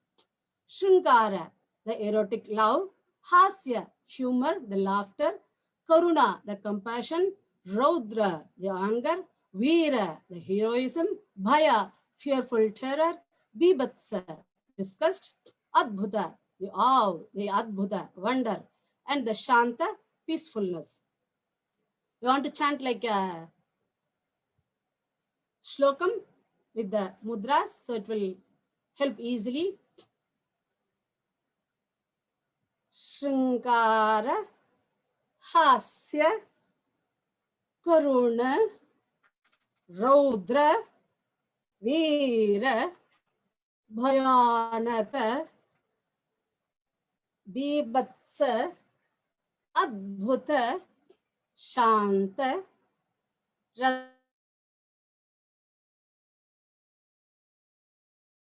hasya, karuna, raudra, veera, bhayanaka, bibhats, adbhuta, shanta, rasaha purvairuta kritaha.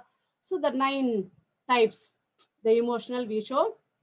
So the shringara, showing the love. So erotic love with the kids, it's again with the teenagers especially very difficult. They don't know what's the emotion doing with them even.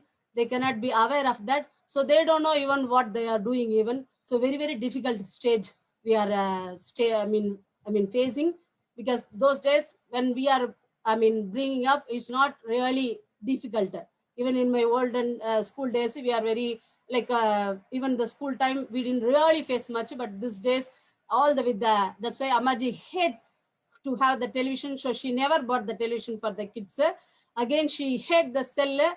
Even nowadays, till date, I don't have the habit to use the cell even actually.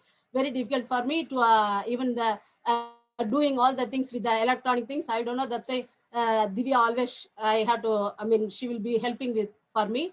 So like that, I hate this things not at all coming to me. If you ask me to sing, dance, I will be first person, even in the school. So I'll be first person to join with you. But this electronic things, I cannot really, I don't have the interest even. But the useful thing, for the useful thing, if they're using, that's really helped. But nowadays it's going out of the control.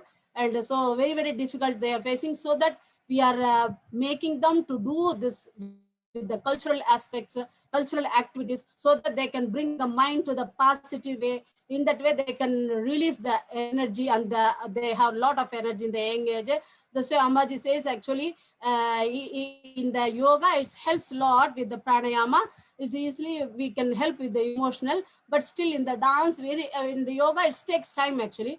But in the dance, very easily, because in the dance, we have to show the love. Means really you have to show the love you have, even though you don't love the person in front of in the stage who are sitting and watching in the first bench, you don't love them, but still you have to really smile at them and show the love. So it makes really different, for yourself even. Actually, Ammaji says, keep smiling, keep smiling. So she always says, remind the people to smile always, even though it's fake, but it's you get the use of that. So in the habit, you get that, it come to the real actually for you. So like that, even the smile makes us very, different for us, with the emotional, it makes us feel better actually. So like that, the love we are going, and hasya, when you're showing the hasya, it's really like you have to really feel that, because sometimes we don't want to even smile at anyone. Today I'm just going to be here like this, so I'm not going to smile at that. Sometimes we feel like that. When you start to smile little bit, when you see the people that they give the energy to you, automatically it's totally change your mind, like that.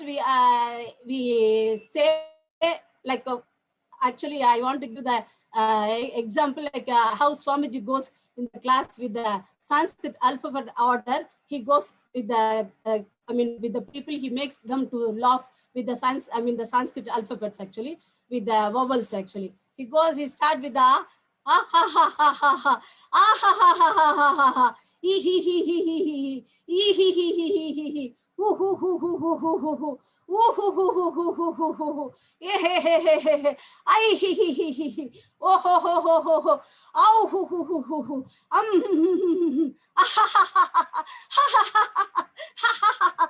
You just automatically make them to laugh. They're going for the laughter therapy especially, but with that, with our own chanting, with our thing, everything possible in our culture with the chanting. That's why Swamiji makes to make the people to sing even when they come for yoga, even it's all included.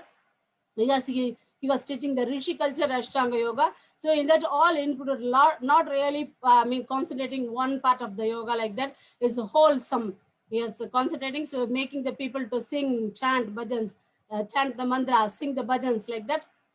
Even though they come for the yoga, the music was compulsory for them.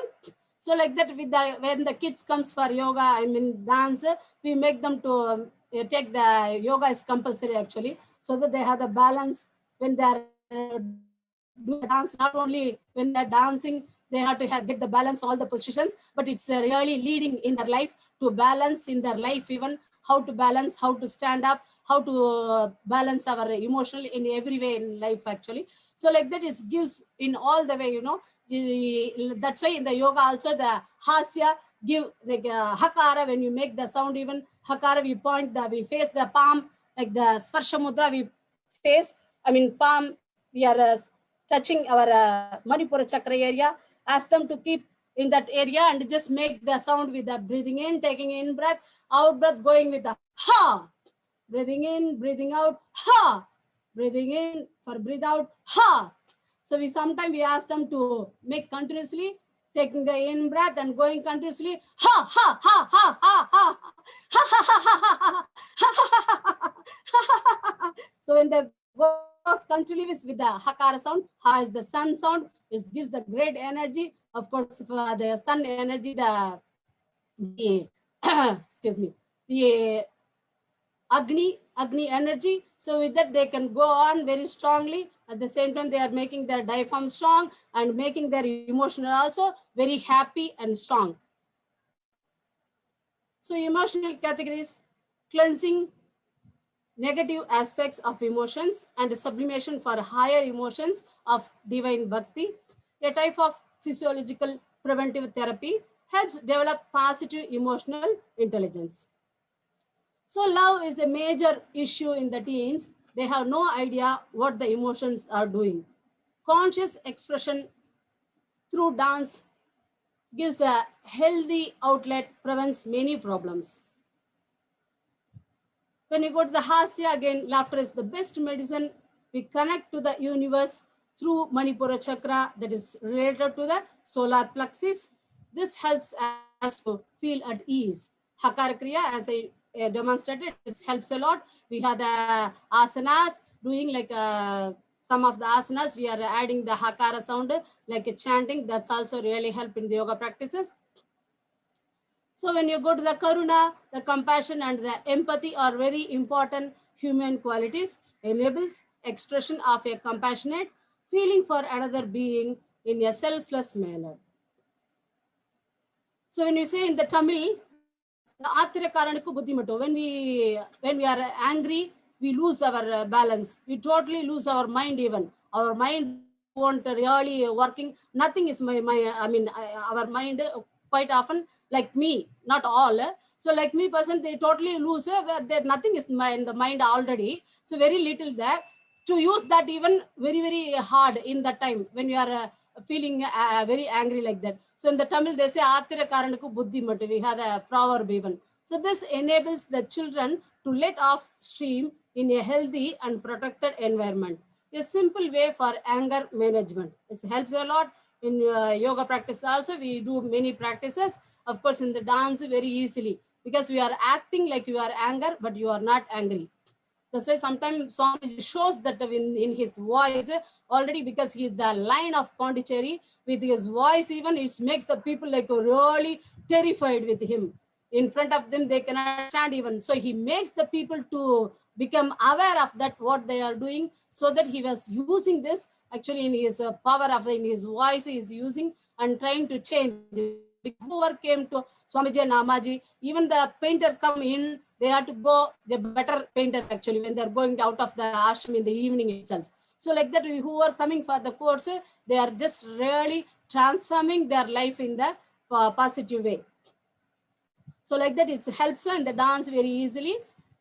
And Veera, it gives the sense of positive self-esteem, instills courage, develops capacity to face challenges of life Virasana is a useful tool in this regard. So we have quite a few varieties of Virasanas.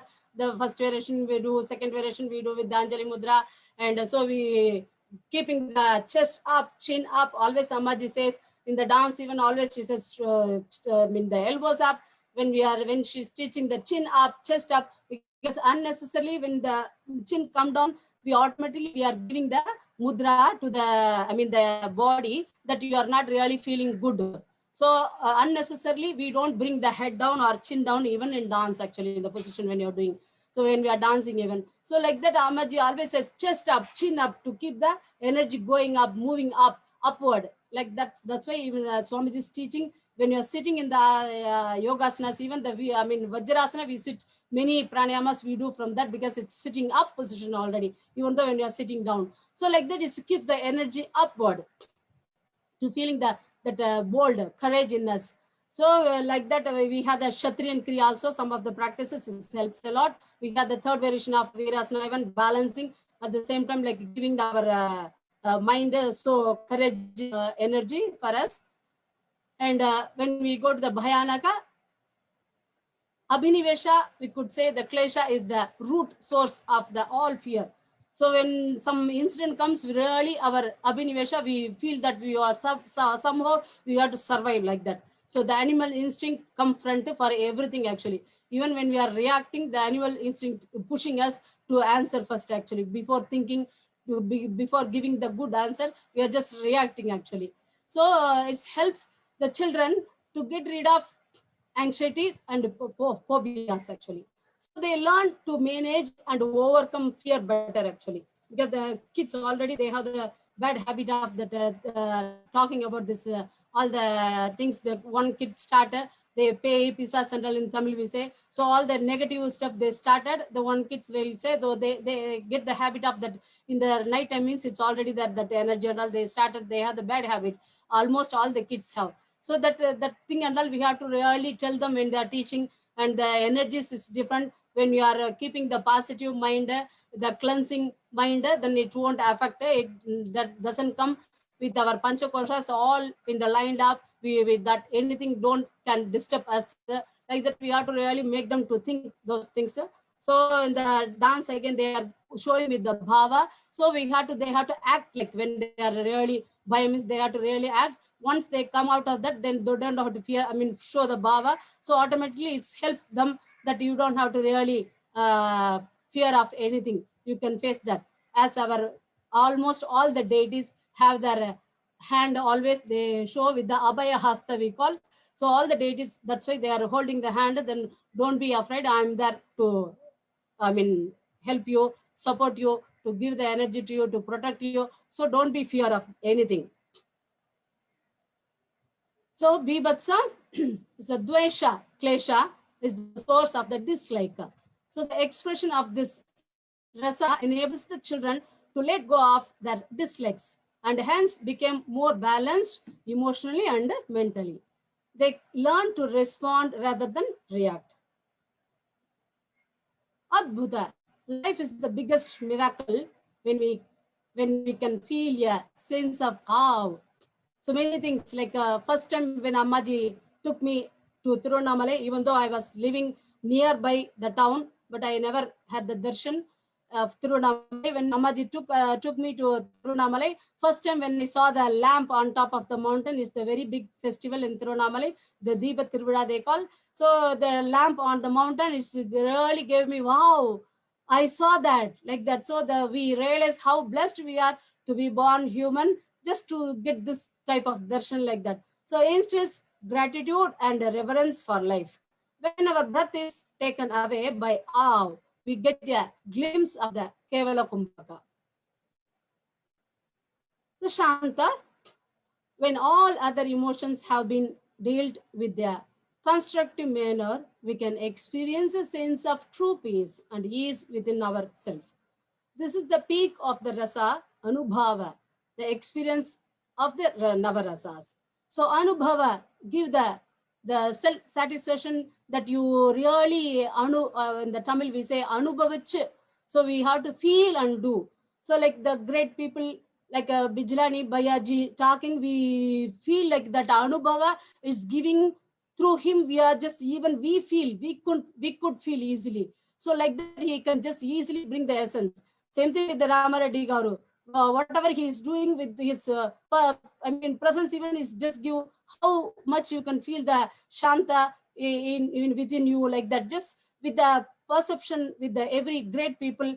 That's why they say even to be there in the presence, even we get the Ashirvad, we get the darshan of them. When we get the darshan of them, we get the blessings, we get their essence. Even though like Dr. Sir telling he couldn't be with the Bijal and Bayaji with the classes like that, but still they are all guru for us, and they can really, even with the within the like Kadaksha we say in Tamil, in the Sanskrit. So with the divine the site like that, when we say Kadaksha, with that Kadaksha even we could really get the blessings like that. So like that we get the true essence from the dance, like as we get from the all our gurus. A safe and healthy space, suppressed and repressed emotions lead to psychosomatic disease. Children need to have a safe space to express their emotions freely with fear. At Yoganjana, we have created a healthy and safe space actually. So kids can come and freely they can, because in the yoga class, we make them to go around in the Chaturpada Kriya. They'll be making like all the different sounds. We make them to shout, roar like a lion, so they can go. Like all the sounds they can easily make. With the tiger, they can make. They're just the king of the jungle. They can go with the sound. We make them like a pussycat. They can easily enjoy. When the dogs goes like that, they will be barking. They will easily, we make them in the yoga practices with all the sounds, because when they go to the school again, they're not, when they are going to go to school, we don't know now in this situation. So when they were going to the school, they were all in the school again, what they're telling, keep quiet, don't shout, don't make the noise. Like that from the young age, even they are just making the kids to sit, keep quiet, or we'll tell them, put your finger on the mouth, finger on the lip. So they are keeping quiet. So in the house again, why you are making the sound? Go someplace, don't make the sound like that. They are, otherwise they are just leaving them in the room like that. So they don't have the chance to make the sounds. They're not free to remove their, not only the kids, even the adults we have the problem to remove our animal instinct, and we don't have the chance. So when they come to the yoga class, they are making all the sounds. We make them to be strong. We are making the chanting, the thing also, making the Hakara Kriyas also. They are doing all the Hakara Kriyas, very different variations of the Kriyas, making with the sounds like that. Then they are really making in the positive way. When they want to be like enjoy movement, when they are playing, they can make their noise, they can shout. And again, the same time, when they're coming to the serious practices, they have to be very quiet, disciplined, concentrated. Bringing their concentration like a dharana, they have to concentrate. So like that, we are giving both the ways, balancing in the yoga practices and the dance practices. So they are free there when they come, because the kids also say, actually, we are waiting for the weekend classes, then going for the everyday school actually. Anyway, they are not going any everyday, but still they couldn't come to the yoga, but still they are enjoying with our online classes. So like that, they are free to feel safe, so that they can be on their their own actually. They can be themselves actually. So they can express themselves without judgment or any negative repercussions. They are encouraged to be the best version of themselves. So you can see some of the photos, the activities we do with them.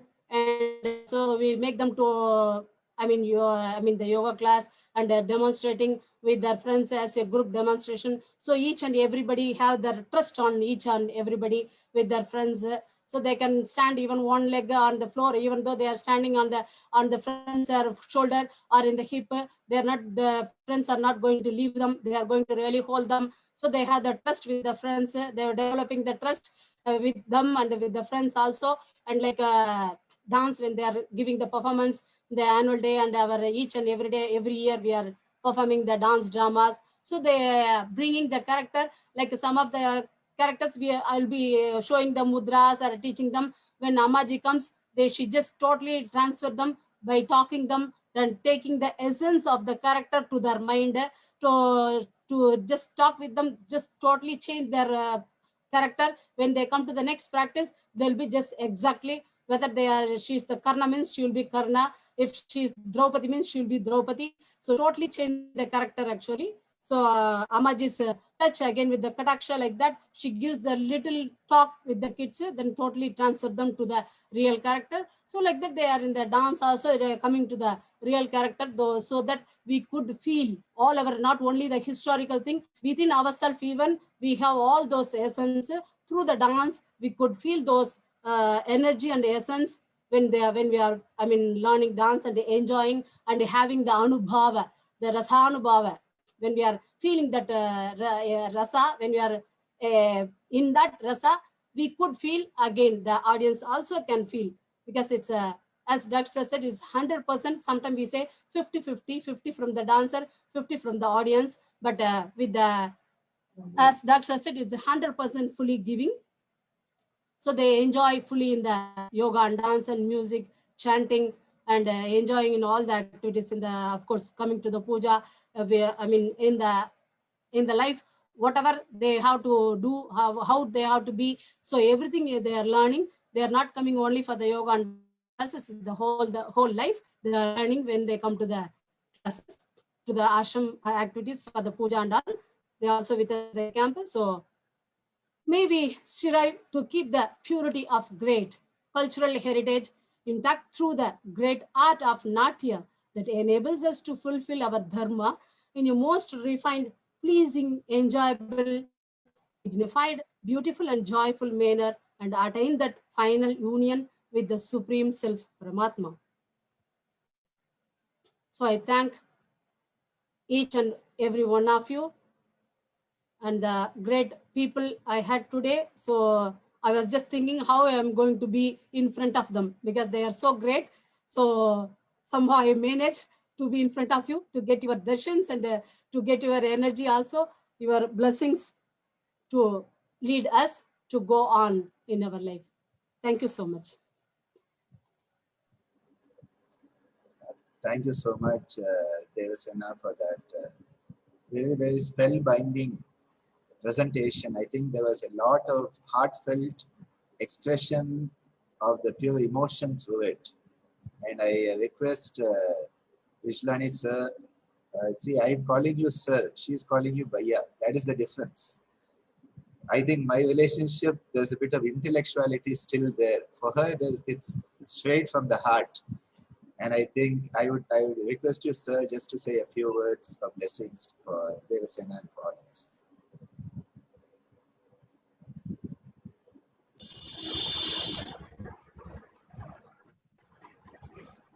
Now we know where the tremendous amount of energy of Ananda Bali Yogi comes from.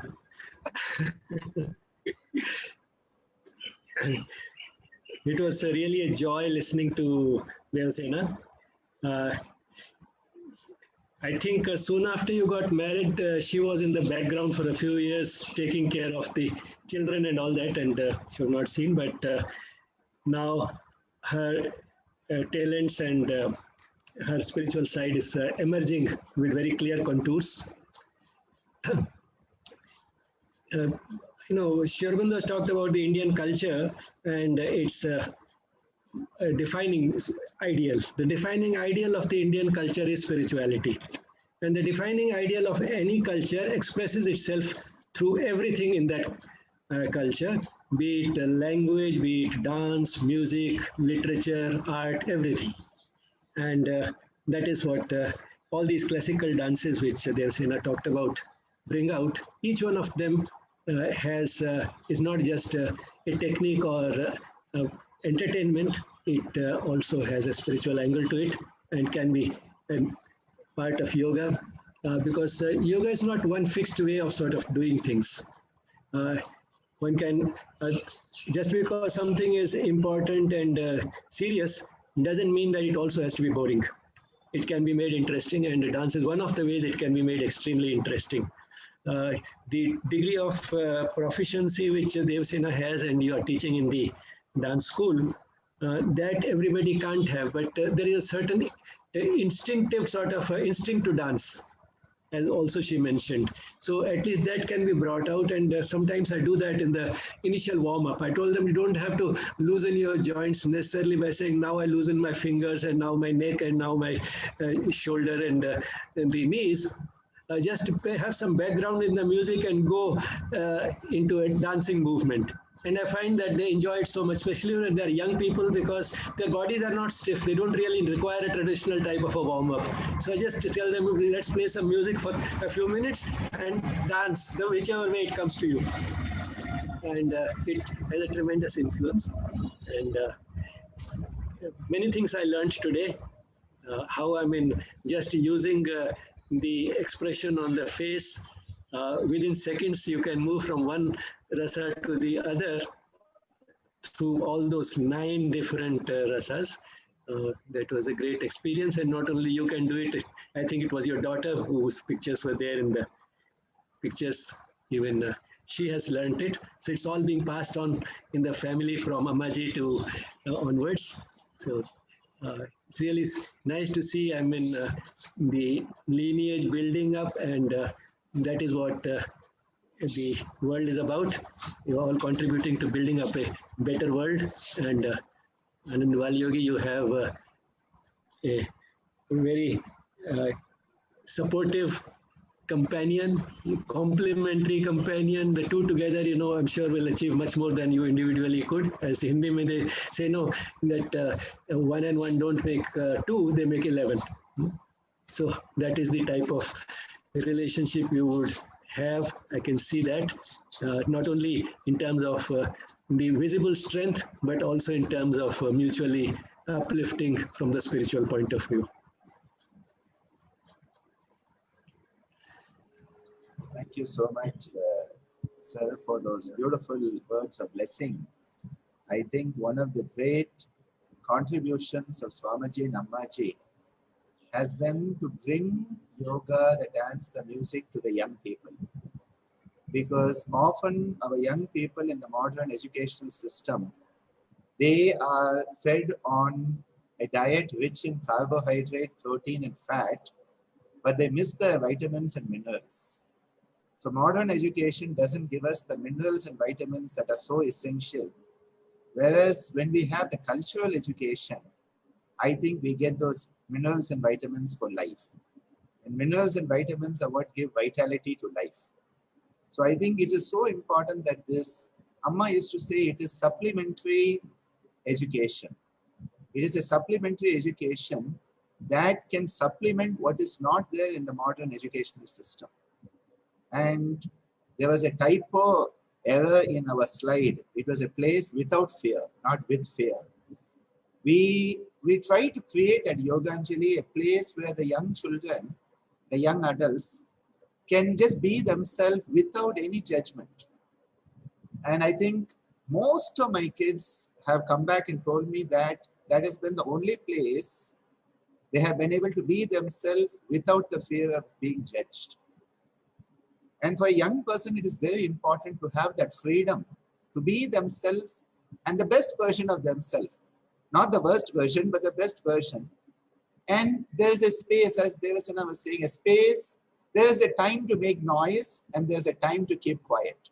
So we'll be crawling around in the class, making sounds like cats, dogs, monkeys, deer, all the animals. And then we'll come back to Vajrasana and say, now let us make the sound of being human. And the kids say, what is that sound? I say, it is silence. The silence is the sound of truly being human. Because we can choose to be silent.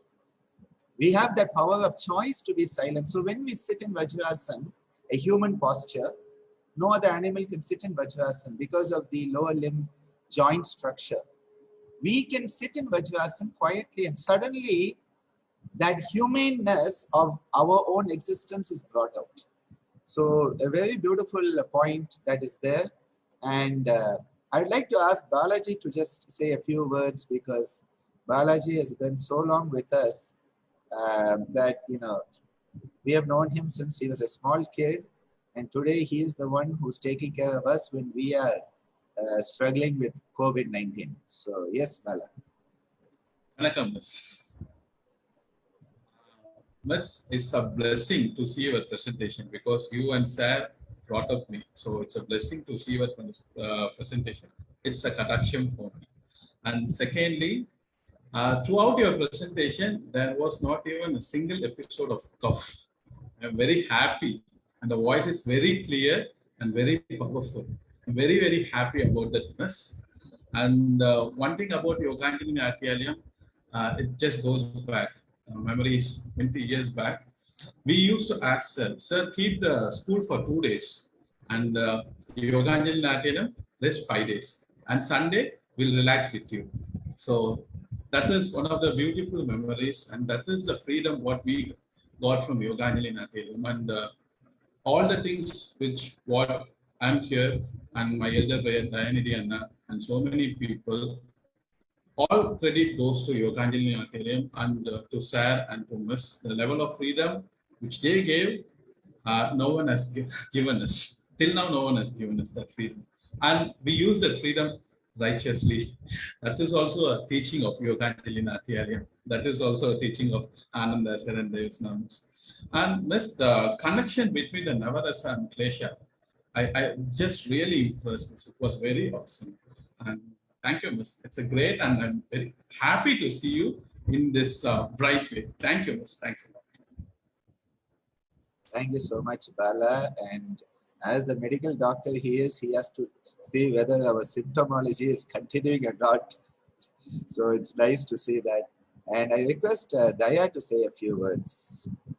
Daya, again, yes. both Daya and Bala have been, I think, must be nearly 25 years now with me from their childhood. And it is very fitting that both Daya and Bala are the first batch of PhD scholars from SBV who will be going out with a PhD in yoga therapy. So I think it is very fitting, 25 years of a relationship, and they are still with me. And I think that's great. So yes, Daya. Namaste, sir. Thank you, sir. Thank you, Miss. It's really a wonderful presentation. Thank you, Bizrani, sir. It's really a mind-opening for us. Whatever we have, we are here because of the teachings we get from Sir and Devsana ma'am and Ammaji's classes. So it's really a wonderful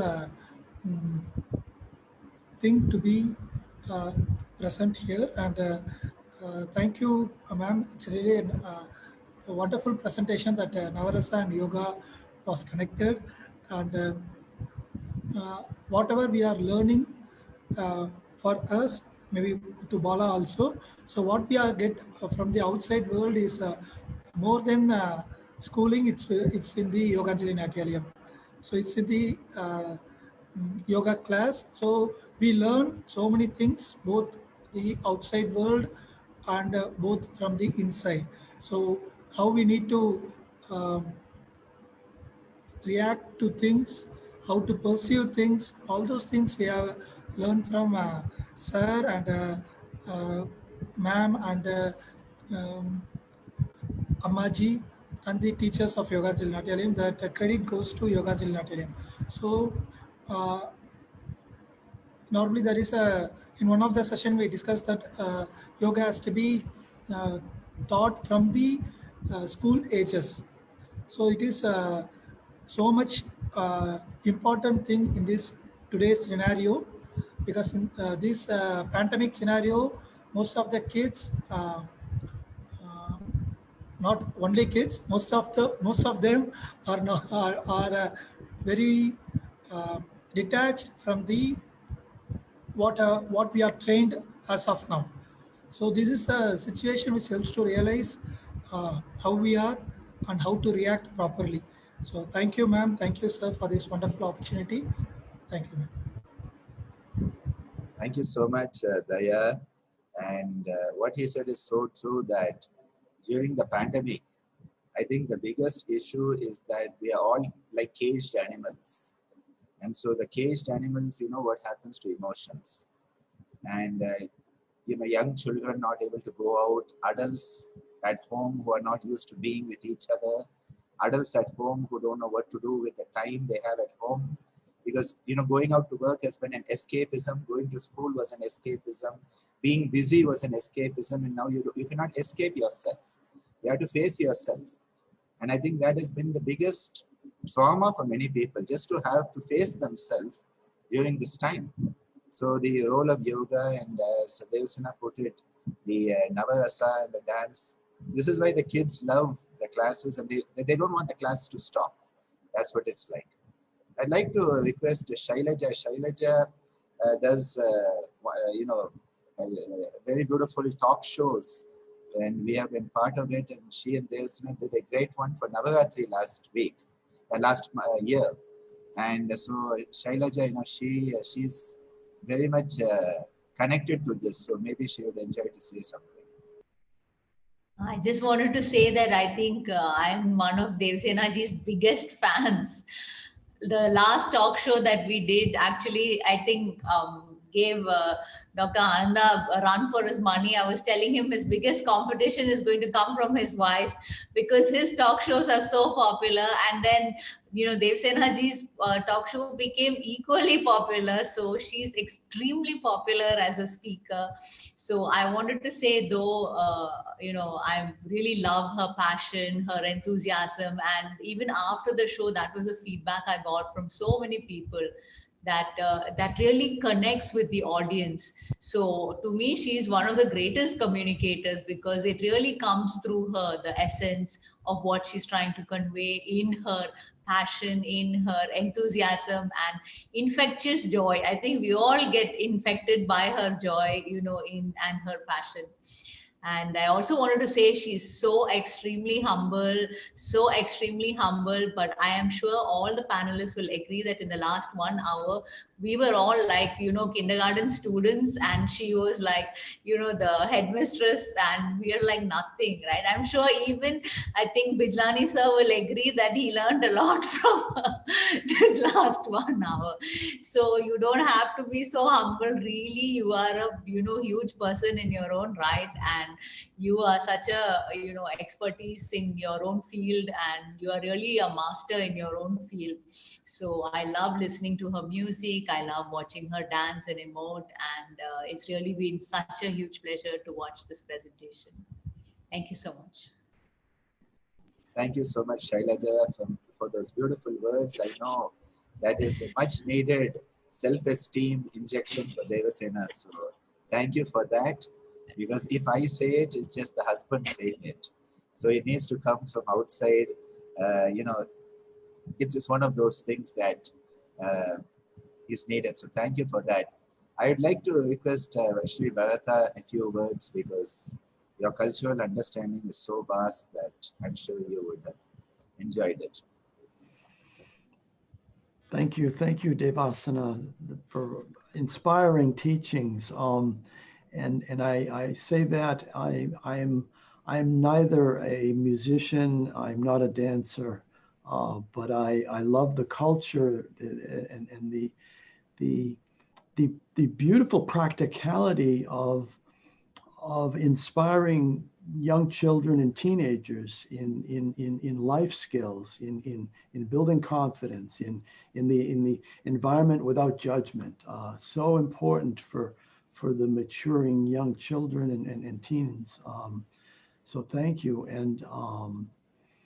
And I repeat the words that we just heard in terms of it's an honor to hear your wisdom and the inspiration that you bring, and as was, the enthusiasm. It's joyful and inspiring. So thank you. Thank you so much, Shri Bharata, for those very beautiful words. And we will conclude with some words from my dear Ramareddy sir from your side. He is such an integral part of our family. And I tell all our young people here in CYTER, learn from sir what it is to be a research scholar. He already has 2 PhDs, and this is his 3rd PhD. Already an MD in psychiatry from NIMHANS. I believe were you a senior to Dr. Gangadhar, or was he? 1 year senior to Gangadhar. So you were senior to Dr. Gangadhar. I'm senior to Gangadhar. Okay. And still such humility. Oh my God, seriously, floored every time. Few words from you, sir. Pranams to Guru Patni ji. You are really Ardhangi of my Acharya. And I had a few glimpses of your utterances during SVYASA classes. But today I had the fortune to witness your Viswarupam. Really marvelous. See, regarding the emotions, Maitri, Mudita, Karuna is okay. We can practice. But Udasinata, the indifference is very difficult to practice, because somebody, when he is irritating, how can we control our emotions? Anger will be popping up. We see it is something like a pressure cooker. Pressure is getting generated. Only 2 things are possible. One is either to keep away from the fire or to ventilate it. This one. See, we cannot extinguish the fire. We cannot change the mentalities of all the people around. We cannot change the environment. We have to change. Only thing is either to keep away or to ventilate. Many people ask me, how do you control anger? They ask, no, we should not control. If we start controlling, naturally you will be suffering from so many psychosomatic disorders, I say. So the best way is sublimation. Sublimation is channelizing the emotions into socially acceptable ways. This is the best way. Natya and Gana, both are the best ways how to express our emotions outside. My Guruji, in spiritual thing, Chinnajayar Swamiji, you might have heard about him in Telugu states. He says, whenever you get anger, when somebody is shouting at you, don't shout back. You start reciting Vishnu Sahasranama in the angry tone. This from Vishnu Vashakaro. So if you start using, you'll be stunned what this man is talking about. So you will be getting cool, and he will be also getting cool, and divinity also will offer Santa to you. So similarly, so many emotions we can express through the art. And also even the audience also, while you are giving the lecture, we are just getting empathizing with you. We are getting the vicarious feeling of it. That humor or that anger, that bebaksa, everything we are experiencing. So even the audience also get that fun. And when you are talking about Chidambara, see what a coincidence. Patanjali embraced to Nataraja's ankle in the snake form. There only he got that bone. And Patanjali taught 1,000 disciples there with the screen behind, and he gave all the lessons there. So such a noble place, and you are all associated with that one, with the art. And so grateful, and thank you very much. Thank you so much, sir, for those kind words and very beautiful point that emotions need to be sublimated. And I think this is a message that we all need to take to heart, because the more you suppress the emotion or repress it, at some point it's going to wreak havoc in your life. And the sublimation, I think that is where the mindfulness comes in, the choice of the prefrontal cortex. And again, it's all about that buddhi, that moving from me to the the. From the me, which is survival instinct, the brainstem, to the buddhi, the power of choice, which is the prefrontal cortex, metacognition. I think it's such a beautiful leap from the back of the brain to the front of the brain. And I'm taking a risk talking with Israeli sir here, because he knows this in and out and above and all. But just this leap of consciousness, we talk about a leap of faith. I think that leap of faith is a leap of consciousness from the reptilian brain, from that brainstem, that is that unconscious desire to survive at any cost, to the front, which says, well, it's not about survival, it's about living. And when we move from survival mode to living mode, I think life just changes so drastically, so drastically. So I wish to thank each and every one. My Shashtang Namaskaram to Ramesh Bijlani sir, Ramesh Bhaiya, my dear Rama Reddy Garu, Sri Bharata, Shailaja, Devasena Bhavanani, Bala, Daya, Dr. Meena, who's staying awake in the past the middle of the night in the USA, and all our participants for such a wonderful day today. So thank you for being with us. We'll be concluding with a concluding prayer. Om Sarve Bhavantu Sukhinah, Sarve Santu Niramaya, Sarve Bhadrani Pashyantu, Ma Kaschid Dukkha Bhag Bhavet. Om Loka Samasta Sukhino Bhavantu, Sarve Janaha Sukhino Bhavantu. Om Shantihi, Shantihi, Shantihi. Om Dhanyavadaha, Shukriya, Grazie, Merci, Danke, Nandri, Vanakkam. I want to thank everyone. I got the great blessings from the great gurus, and the gurus, chelas, all together gave me the great blessings today. It's a very, very special day. On that Guruvar, I could get that. That means very, very, very special. Thank you so much. Thank you, Ananda.